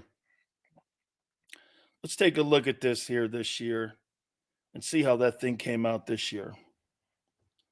Let's take a look at Jalen. So let's do regular. There we go. So Tagovailoa threw for 4,600 yards and 70% completion percentage. Superior year to Hurts. How many touchdowns? 30. All right. Goff was second. He had threw for 4,500 yards and 30 touchdowns. No, how many? Yeah, 30 touchdowns. Dak threw for 4,500 yards, 70% completion percentage, and he threw for 36 touchdowns. Actually led the NFL. Dak Prescott led the NFL in touchdown passes this year. Bang. You want to see us? Here's this statistic that's even more insane. Get this. Hurts is 14th. Derek Carr had a better year. Sam Howell had a better year. Trevor Lawrence had a better year. Baker Mayfield had a better year. CJ Stroud had an insane year. Here, look at this with Purdy. Let's see how many attempts. Jalen Hurts had 538 attempts and threw for what? 38-58. Brock Purdy threw for 444, almost 100 attempts less, and he was 5th in passing yards with 4,280 and 31 touchdowns. Think about that for a second. Brock Purdy threw for the least amount of attempts of any quarterback in the top 20. And he was 5th in passing yards and 3rd in touchdown passes. Baker Mayfield had a great year.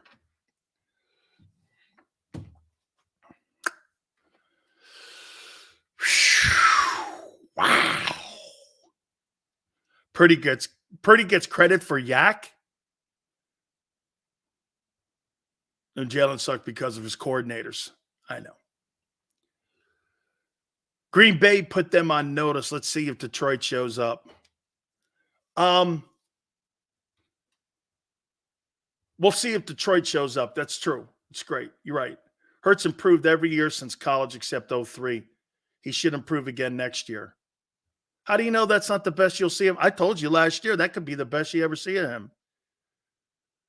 You're infatuated with losers like Allen and Purdy, but not a winner like Hurts, who's been to a Super Bowl. So should I be enamored with Jimmy Garoppolo, Brad Johnson, Trent Dilfer, Colin Kaepernick? Should I be enamored with those quarterbacks, Super Bowl quarterbacks? Let me be enamored with Colin Kaepernick and with Trent Dilfer and Joe Flacco. I'll be enamored with them dudes. Jimmy Garoppolo went to a Super Bowl. Yeah, baby. Your boy Hurts, man. He got a long way to go. By the way, too, man. Yeah, I'm down on him. And if it sounds like I'm talking shit on him, I am. I think he let your team down this year. Sorry. See, now you know why people get a little bit aggravated with Big Sills here. I don't let you off the hook. You make the money, you're going to get your ass kicked. You don't fulfill your destiny. All you guys said you're going back to the Super Bowl. I said you had no shot at getting back to the Super Bowl this year. I picked you to go last year. No chance. No chance. We're going. No, you're not. All Jalen's numbers are the same or better than last year. Just more picks. He didn't have people open, his wide receivers. Dude, Jalen Hurts can't read a defense. Why are you still on that? He can't read a defense. You got guys wide open everywhere, and he can't read a defense. Last year, the RPO covered that. This year, when the RPO was taken out, it exposed that. Why are you there? And now you're going to bring back a guy who's not going to help him.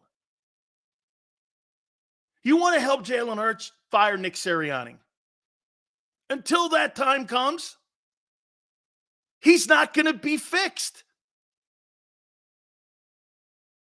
They're not going to fix it. As long as that guy's in the building, Jalen Hurts will not be fixed. Get a new guy. Bring a new coordinator in, sure. But as long as Nick's in the building, dude, he was 2-5 for Jalen. Then when Shane left, he coached like he was 2-5. What about the MVP Jackson? What about him? Baltimore did the right thing for him. And you know what's something else which was really more important than anything in Baltimore? Trolling. Dude, hey, if you say trolling is talking the truth, no problem. Most of you people can't handle it. I told you this before. The number one thing that comes out of me, and I say this all the time to you, I'm not a hot take guy. I'm a truth teller. And when you hear the truth, I guess that's hot take. I didn't realize, because most of you would rather be lied to. Everything's okay. No worries. 667 win percentage. He's great. Jalen's finishing fourth in this. He sucked last year. Looked disinterested in the Tampa game. Looked disinterested in the New York game. Like he quit. I think Jalen Hurts quit on the season at the end. Sure looked it. Am I wrong? What game did you think outside of the last game, Buffalo, where you thought he gave a good effort? This year during the regular season, you did say Jalen was better than Lamar. No, I said at the beginning. And now he's outplayed him. Again, is that not true? He's going to win the MVP. And your boy almost led the NFL in interceptions. There goes that stupid-ass conversation again where someone should stay on a take. That's not true. Lamar Jackson had an MVP season. Your guy had a turnover-riddled season. But you want me to sit here and say he's better than him? That is so ridiculous. You can't be any dumber with that take. And on top of that, he's hosting the AFC Championship game. How dumb are you guys that hang on those ridiculous takes? Once again, you know what most people will say to you? Like this dumbass here, LJ. You know what he'll do? He'll sit there and want to hang on something and sit there and tell you that Wentz was awesome and you should hang on that. And then when he implodes, you should still hang on that. Or like when LeBron James finally wins a championship, people say he doesn't have the killer gene. I thought Lamar was better then too. No, my problem with that whole thing was I thought he quit on his team last year. But you know what Baltimore did? You know what they did? Baltimore didn't throw dirt on him. John Harbaugh said, no, he's my guy. Even when all that shit was hitting the fan. He didn't care. He didn't care. And only two teams really legitimately went after him. And now he's the MVP. Dak Prescott outplayed Jalen. You got to give people their kudos when they outplay people. You just don't sit there and hang on dumbass takes. And again, dude, I don't change my opinion. The player changes my opinion. If he's good or bad, if he gets better, awesome. If he gets worse, it's on him. My takes are not, I'm not a prophet. I'm not a fortune teller. Because if I was, I wouldn't be here. I would be picking lottery numbers, Powerball numbers, and not talking to you. Jalen Hurts, in his 3 years body of work in the league, is average. He's average.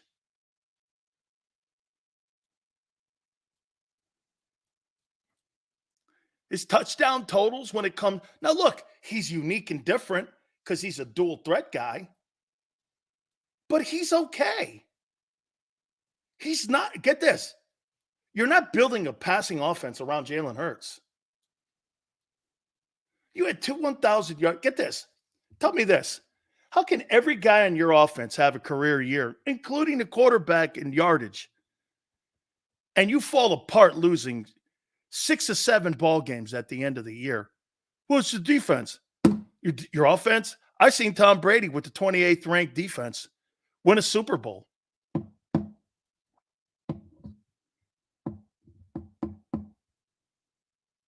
Sills lost his Super Bowl picks. No, I didn't lose them. The Bills and the Cowboys lost. I lost. They lost. My picks. I also said you'd never get to the Super Bowl. Jalen Hurts looked like he didn't want to play at the end of the year. I mean, we can't be saying those things. Not about my boy.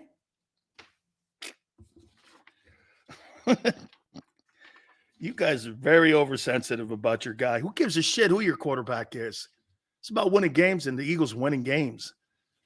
Don't worry about the name on the back of the jersey. Worry about the team. You start worrying about the name on the back of the jersey, that's when you fall in trouble. Because at the end of the day, the NFL doesn't give a shit about the name on the back of the jersey.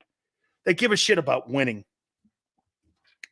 Hey, just like they told Brock Purdy, hey, Brock, you're our starting quarterback in 23. Well, that's if we can't talk Tom Brady out of starting. Oh, okay. Thanks. They don't give a shit. They'll replace you in a minute. They'll replace you in a minute.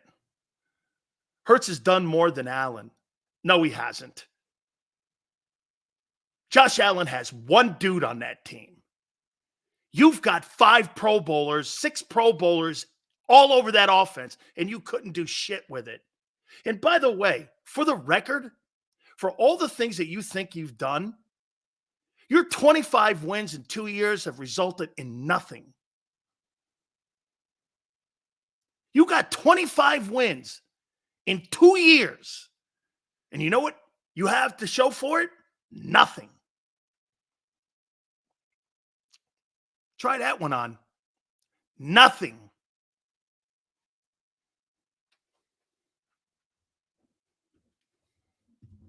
Nothing. 25 wins and a silver medal. What actually are you? 14-3? 11-6, was it? You're 25-9. You've won 29 of 38 ball games. You don't have none to show for that.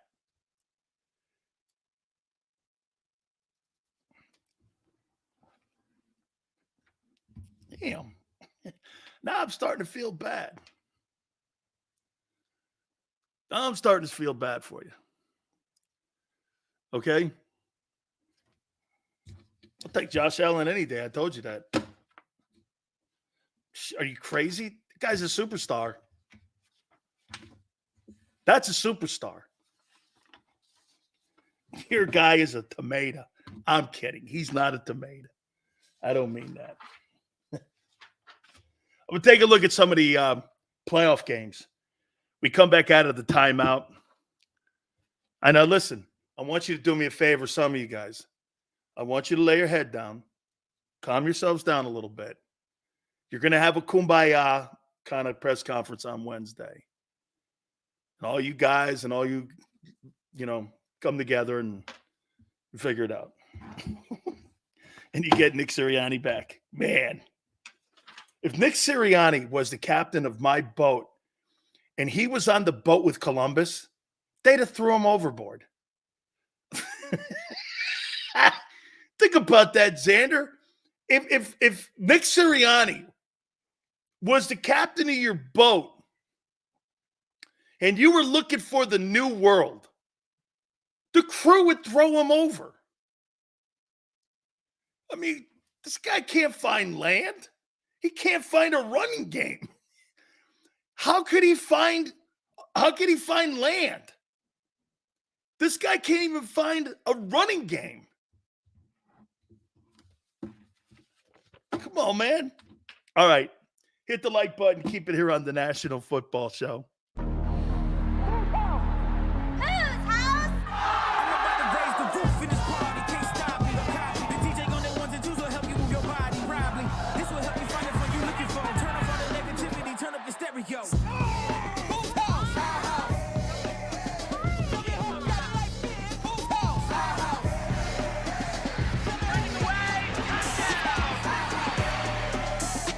Football and Hooters, the perfect pair.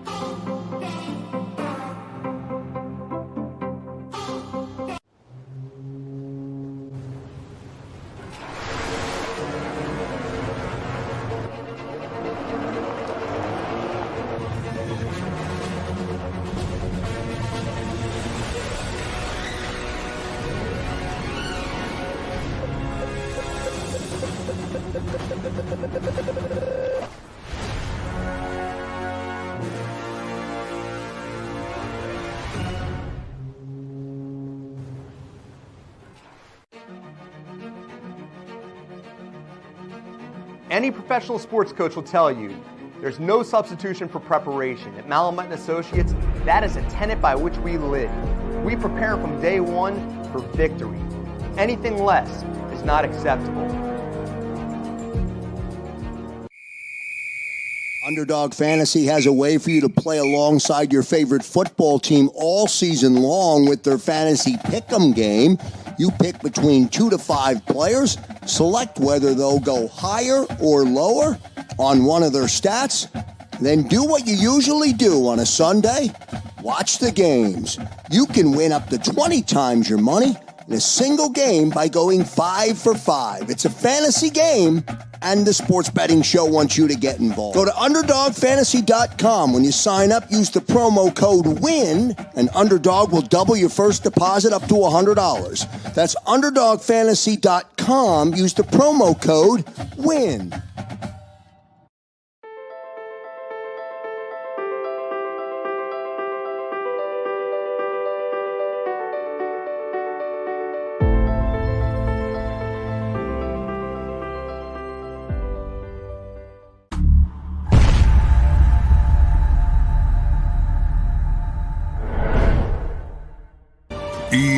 EAGLES, Eagles.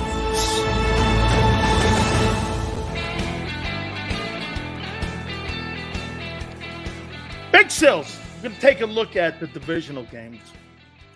One more thing, too.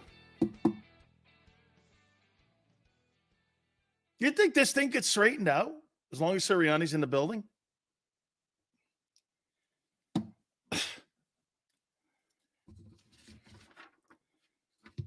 That organization acts so predictable. I know why you fell apart after 17 now. It's the same shit. You can't sustain success. How about this? I'll take that back. You sustain marginal success. You'll go up, then down, then up, then down. Dude, that 17 thing was a fluke. It was a fluke. And you had a guy in Foles play out of his tail.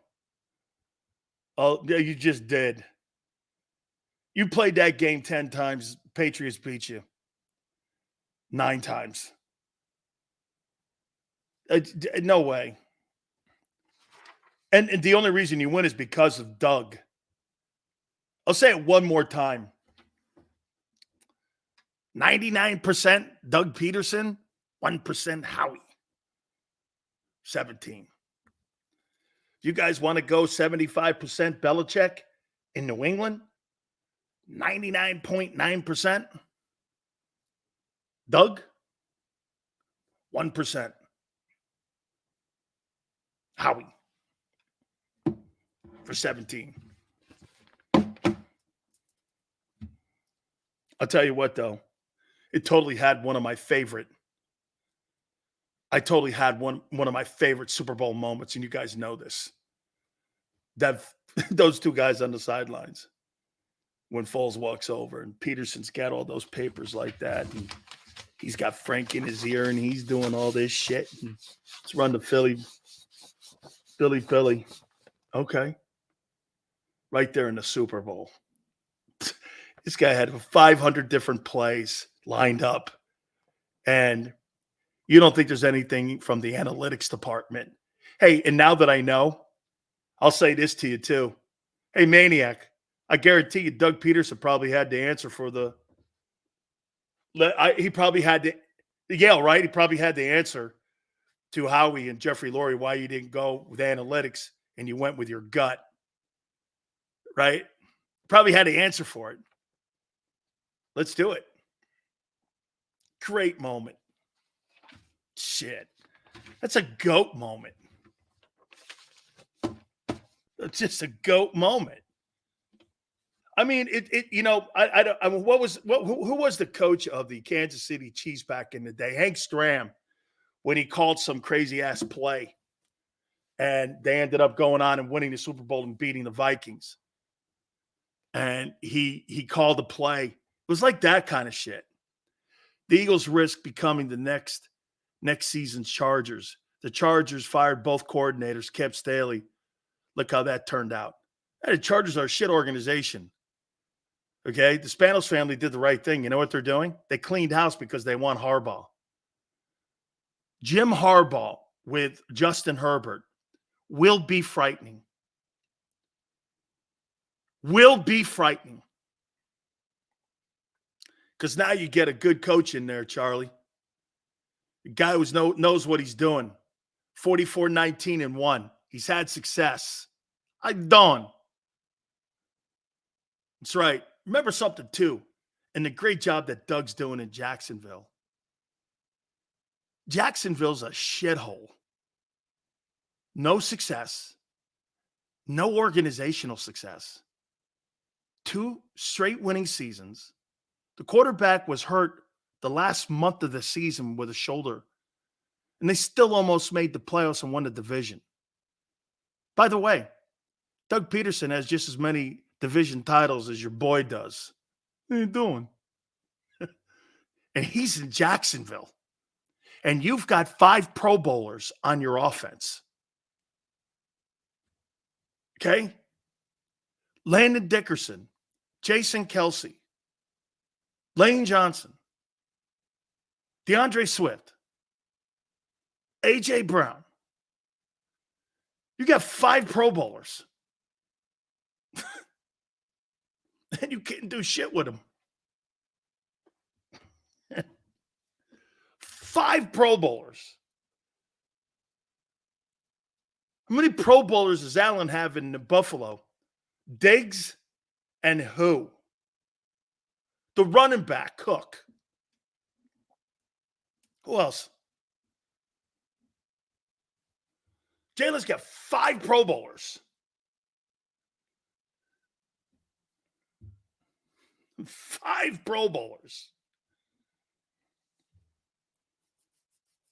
And they lose 6 or 7 down the stretch. Hey, Don. Oh, and one thing's for sure, too. Okay?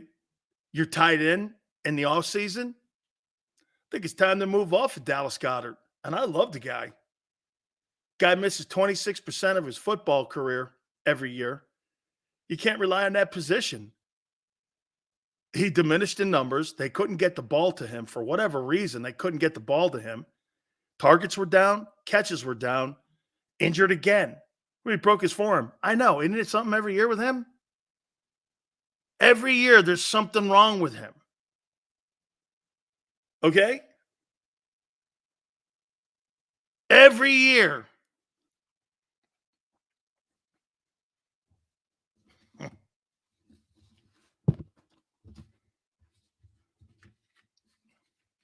Every year.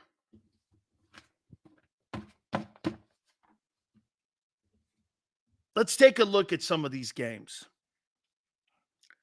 and some of the great coordinating that went on. You know, one thing that was definitely on display in these playoff games was the sensational linebacking play and the play designing, like Yale just said. Absolutely sensational. I mean, get it. Matt LaFleur has done such a great job with Jordan Love. Kudos to him. I thought that guy was destined to be a quarterback that was going to be a Josh Rosen. But he absolutely did a great job with him. He was patient. They did a wonderful job at developing. I'll tell you one thing they do in Green Bay. How many first-round draft choices have they drafted at wide receiver in Green Bay in the last 30 years? 1? Okay? I said on offense, dumbass. 8 Pro Bowlers. On offense?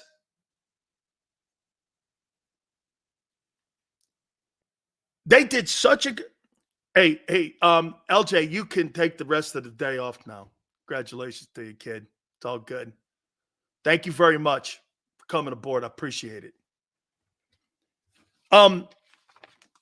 They did such a good job. Todd Monken did such a great job. Such a great job. Such a great job.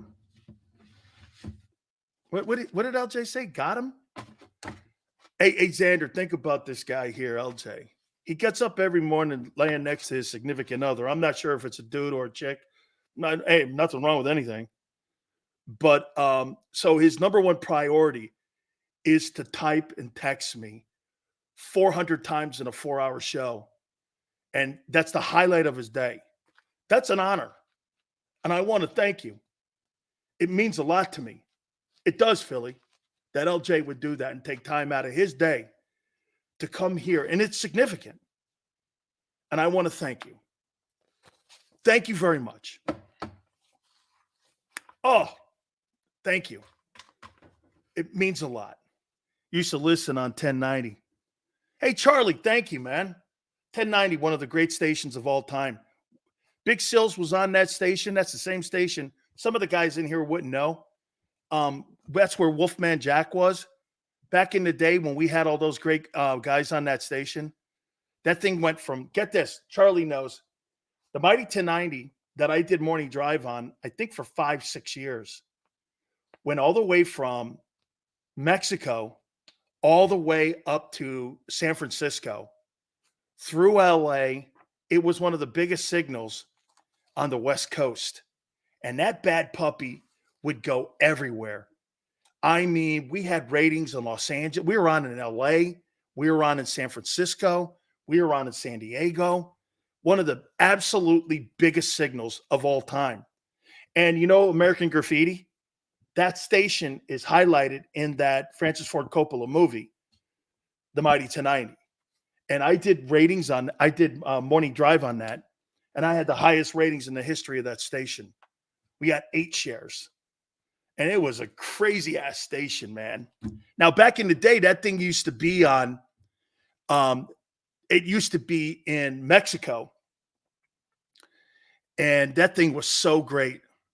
Hey, man, John, that's great. You know what, John? The Orlando people, when I was on in Orlando, and I was on 740, and then, get this, I was on a news talk station too, 540. And I was on there. They had me on in Orlando, Tampa, Miami, and Atlanta, New Orleans at one time for about 14 years. You know, it's funny. I tell Xander this all the time. People go like this. Well, Sills has had 100 million jobs. That's not true. I was at WDAE in Tampa for 15 years. I've only had 4 jobs in radio in 29 years. It's not true. But then I was on KMBR too, and that thing, you can hear it all the way into Cincinnati, Ohio. It was one of the very few clear channel stations. That Mighty 1090 was such a great station. You had, what's his name on in the afternoon? Okay. Yeah. It was really, Orlando's great. Lots of Wawas. Hey, Chuck. It was, I love the Orlando crowd. And the Magic were very kind to me. It was good stuff there, man. And so was Disney. We used to go there all the time. All right, let me talk a little bit about these divisional games in what you saw. I really loved the play calling. I really did. I loved the play calling that we saw in these games. Let's start it out with Baltimore. They blow out the Texans 34-10. Lamar Jackson was sensational. 16-22, 152, 121.8 quarterback rating. I was so pulling for him. 11 carries, 100 yards, 2 touchdowns, had 4 on the day. I thought the Texans went as far as they could. I'll tell you something about the Texans. And one thing that D'Amico Ryans and that crew have done, and Nick Caserio has done, the general manager, they have made Texans football. Think about this. They move out of the Deshaun Watson era and now into the C.J. Stroud era. They're in great hands. Will Anderson has come on strong. What a great-looking young core group of people that they have in Houston. I mean, just absolutely sensational. Great coaching job. Now, as for Baltimore, I don't know if anybody can beat them. Baltimore looks – if Baltimore wins this Super Bowl, I think you got the beginning of something here. Lamar Jackson, Mahomes. And by the way, I'll say one thing about that's negative about Josh Allen. Hey, the Buffalo Bills and the Chiefs are not a rivalry. And I'll tell you why. Because the Bills have to beat them for it to be a rivalry. They have to beat them. Shit, Jared Goff has more wins over Patrick Mahomes than what Josh Allen does. You've got to win that game. I mean, I get it. You were banged up. There was a ton of injuries on your defense. Your secondary was decimated. Some shitty calls by McDermott. I get it. I saw it and I understand it. Still, you got to win that game. You just have to win that game for it to be a rivalry. Lamar's got, I don't think there's a quarterback in the postseason that has more pressure on him than Lamar Jackson. And I'll tell you one thing that's definitely sure. You know what a sure thing is in coaching? A hardball. So John Harbaugh is now potentially going to win the Super Bowl. And you're going to have, in the same football calendar year, Jim Harbaugh win the national championship in college football. And John Harbaugh win a Super Bowl. Hey, you want to hire a coach? You hire a Harbaugh. Because you're going to win. And you're going to win big. I mean, tremendous. These guys are sensational coaches. Both 34-10, Baltimore. 49ers. I'll tell you something else. Here's another guy. This guy, Jordan Love, pushed the 49ers. There is one thing that is definitely a certainty about the 49ers. Now, Debo, from what I understand, is 50-50. He's going to play in that game on Sunday. I'll tell you this, man. They don't have him on that field, and there's no question. They're a different unit. He needs all his pieces on the field. He's like Hurts. He doesn't have all his pieces. He can't win. And he did win, but it was the upstart Packers. I think an experienced football team, like, get this. I don't think they beat the Packers next year if they have the same type of game. I think the Packers win because the Packers are going to know what to do. Jordan Love, man, kudos to him.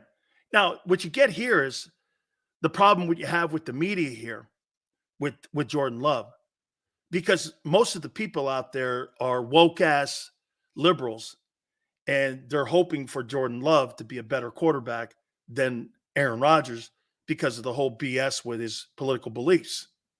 And so people are pulling and saying, this guy's going to be – give it a break. See what the kid does. You're talking about a 4-time MVP. He's got more MVPs than Brady.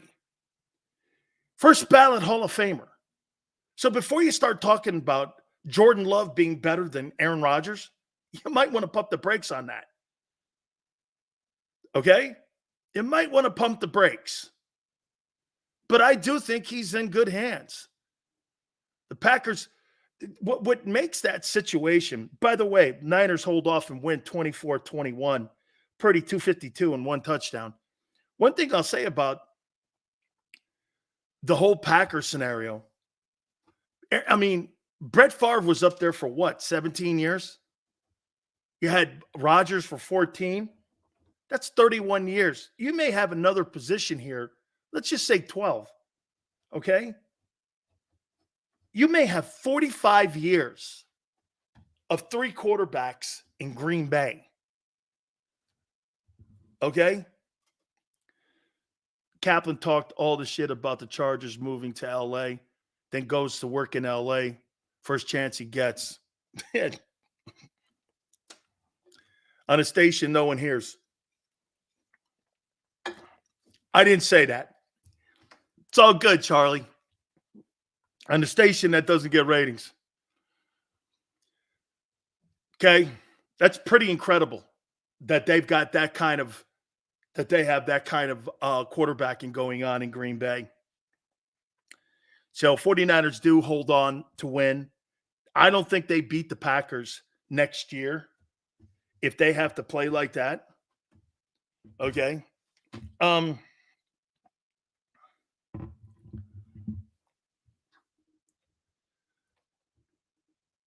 Sunday games, the Lions, the knee-chopping Dan Campbell beat the Buccaneers and Baker Mayfield 31-23. I thought Baker Mayfield played his ass off. And I'll ask you one more time here.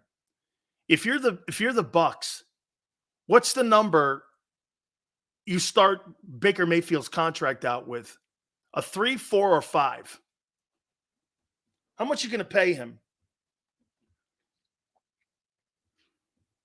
A 3, 4, or 5? 30 million, 40 million, 50 million.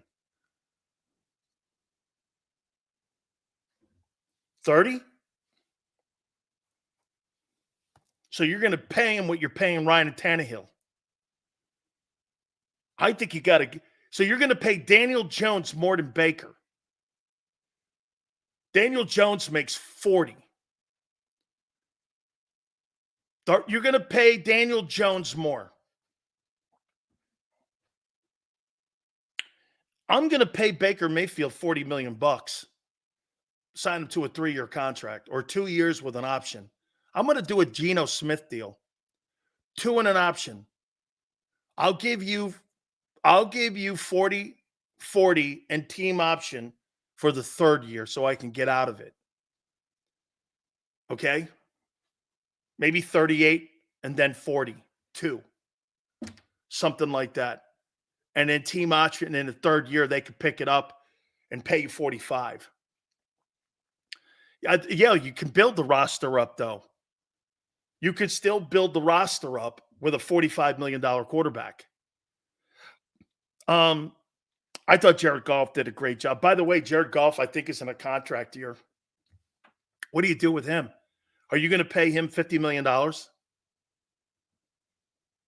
Think about what Jared Goff has done. Jared Goff was being considered a gap quarterback after the Matthew Stafford deal. Now, he's got a team in the NFC. Get this. Think about what that man has done. What Goff has done. This is his 2nd different team taken to a conference title game. Who's more accomplished in the NFC right now than that guy? When it comes to taking teams to championship games. In the NFC,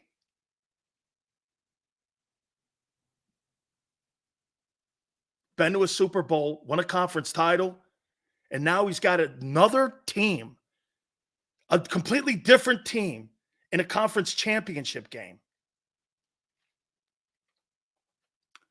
I mean, who else in the NFC?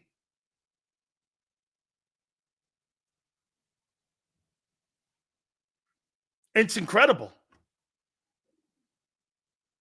Another NFC title game. He's taken the Rams and the Lions to conference title games. Pretty crazy. 31-23. Xander's boy, this kid Gibbs, 9 carries, 74 yards. Those 74 yards were awesome yards. He's a good-looking football player. Chiefs and Bills. I'll tell you this. I thought the best player on the field was that kid Pacheco. Hey, can someone tell me what college he went to? I don't remember him in college. 15 carries, 97 yards, and a touchdown. And he runs like a bat out of hell, man. And I'll say it again to you. One more time here. If you're Josh Allen, you got to beat that dude. He's a Rutgers guy? Wow. Wow, he's a Rutgers dude. Okay. Man. Hey, by the way, did you see that Gardner Johnson got a turnover in the Lions game? Gardner Johnson gets a turnover. Of course he does. And someone, immediately when I said, of course he gets a turnover, they go, yeah, but the secondary of the Lions suck. Well, he only played in 2 games this year. I mean, they missed him, obviously. Gardner Johnson had, okay, he has a turnover. Of course he does. All right. I'm going to take a timeout here. Hit the like button. Keep it here on the National Football Show.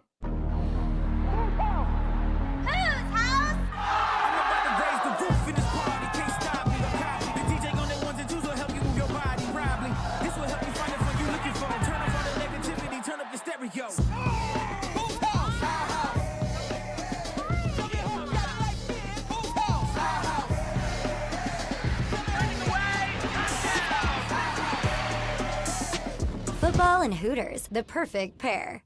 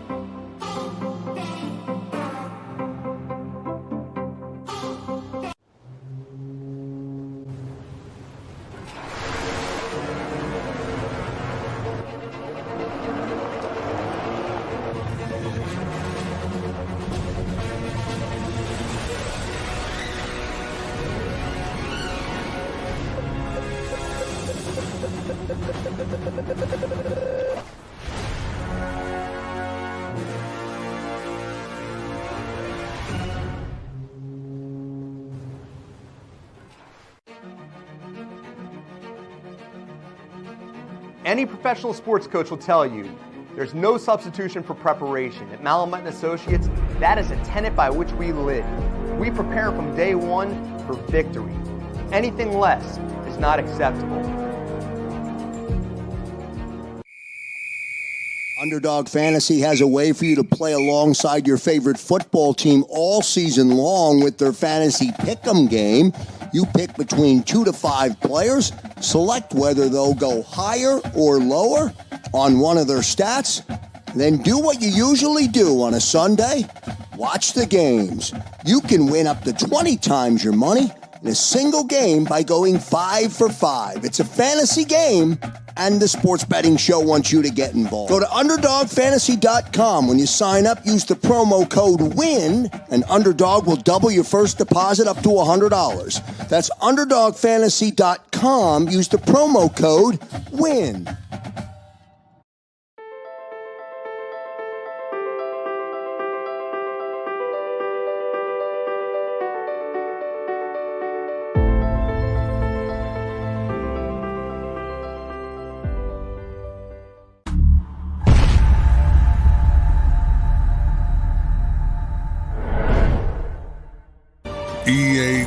EAGLES, Eagles.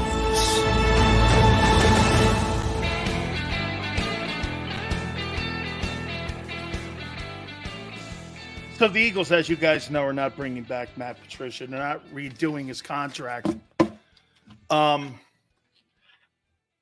never understood two things this last year when it came to Philly. The signing of Rashad Penny and having him on the roster, and the bringing in of Matt Patricia as a babysitter for Sean Desai. They never had conviction whatsoever in Desai from the very beginning. They brought in a babysitter. And they weren't sure from the beginning. Now, again, I liked what Philly 500 said earlier when it came to getting the experience. See, if they bring in experience, that means there was a course change. And what I mean by that is if you bring in a guy like Wink Martindale or you bring in Ron Rivera, they're going to demand that they have some say in the type of position coaches they're going to want to bring in. So guys like Tracy Rocker and some of these other guys are going to be let go. They're going to be let go because they're going to bring their own people in. Now, that's surrendering a lot of autonomy if you're Howie, Nick, and you're the owner, because the coordinator is going to have a lot of say. Like, again, and I think that's the proper way of running one side of the football. That's what they do in Los Angeles. Raheem Morris has complete autonomy. Now, of course, Sean McVay overrides and oversees everything because he's the head football coach. But Les Snead and Kevin Demoff, the people that are in charge of decision-making in Los Angeles with the Rams for Stan Kroenke, they allow him to do that because they trust him. They allow him to be a coach. And it just makes sense. You bring in qualified and quality people, you're going to get better coaching, which means you're going to get a higher upgrade in putting people in a position to win. The shit that they did last year with the plug-and-play stuff, in my opinion, was a problem. Okay? Like when you hire, there's a reason that Wink Martindale had a cow with the way the Giants handled their firings of a couple position coach. They had a couple position coaches. There were two of them. I think they were brothers, Wilkes brothers. And I think Martindale had a problem. He went in there and told how he felt about it to Brian Daboll, and Brian Daboll fired him. He goes, fine. That's kind of what Nick did. Or excuse me, that's kind of what Doug Peterson did. Hey, these are my guys. We need to have these guys in the building if we're going to win. Again, guys, when you're in a position, look, position coaches, how many times has Jimmy Johnson come on this program and says a head coach is only a great head coach if he's got quality assistants around him? If you got a shitty staff around you, it doesn't matter what your name is. You can be brought down. There's a reason that JJ had the same coaching staff around him wherever he went. University of Miami, Oklahoma State, the Cowboys, the Dolphins. Do you know who the last two you want to hear something crazy about the Dolphins? And some of you go like this, well, Jimmy didn't really have all the success in Miami. Do you know who the last two coaches who had playoff wins are in Miami? Dave Wannstedt and Jimmy Johnson. That's 23 years ago. Think about that. The Dolphins have not had a playoff win in 23 years. And the last two dudes to do it were Jimmy and his assistant. 23 years, the Dolphins haven't had a playoff win. That's pretty much all you need to know. All right, look, I'm waiting for Angelo for Wednesday because their little powwow is going to go on Wednesday when they're going to sit around and have kumbaya. So it's going to be interesting to see. By the way, just a little bit of insight. Deebo Samuel does not have a fracture on his shoulder, so he's going to be good to go for Sunday as they'll take on the Lions there in Santa Clara. So all good. All right, man. I want to thank you guys. Please hit the like button. Xander, Big Joe, we appreciate it. Thank you guys so much. 2 to 6 tomorrow, and we'll see you on the flip side.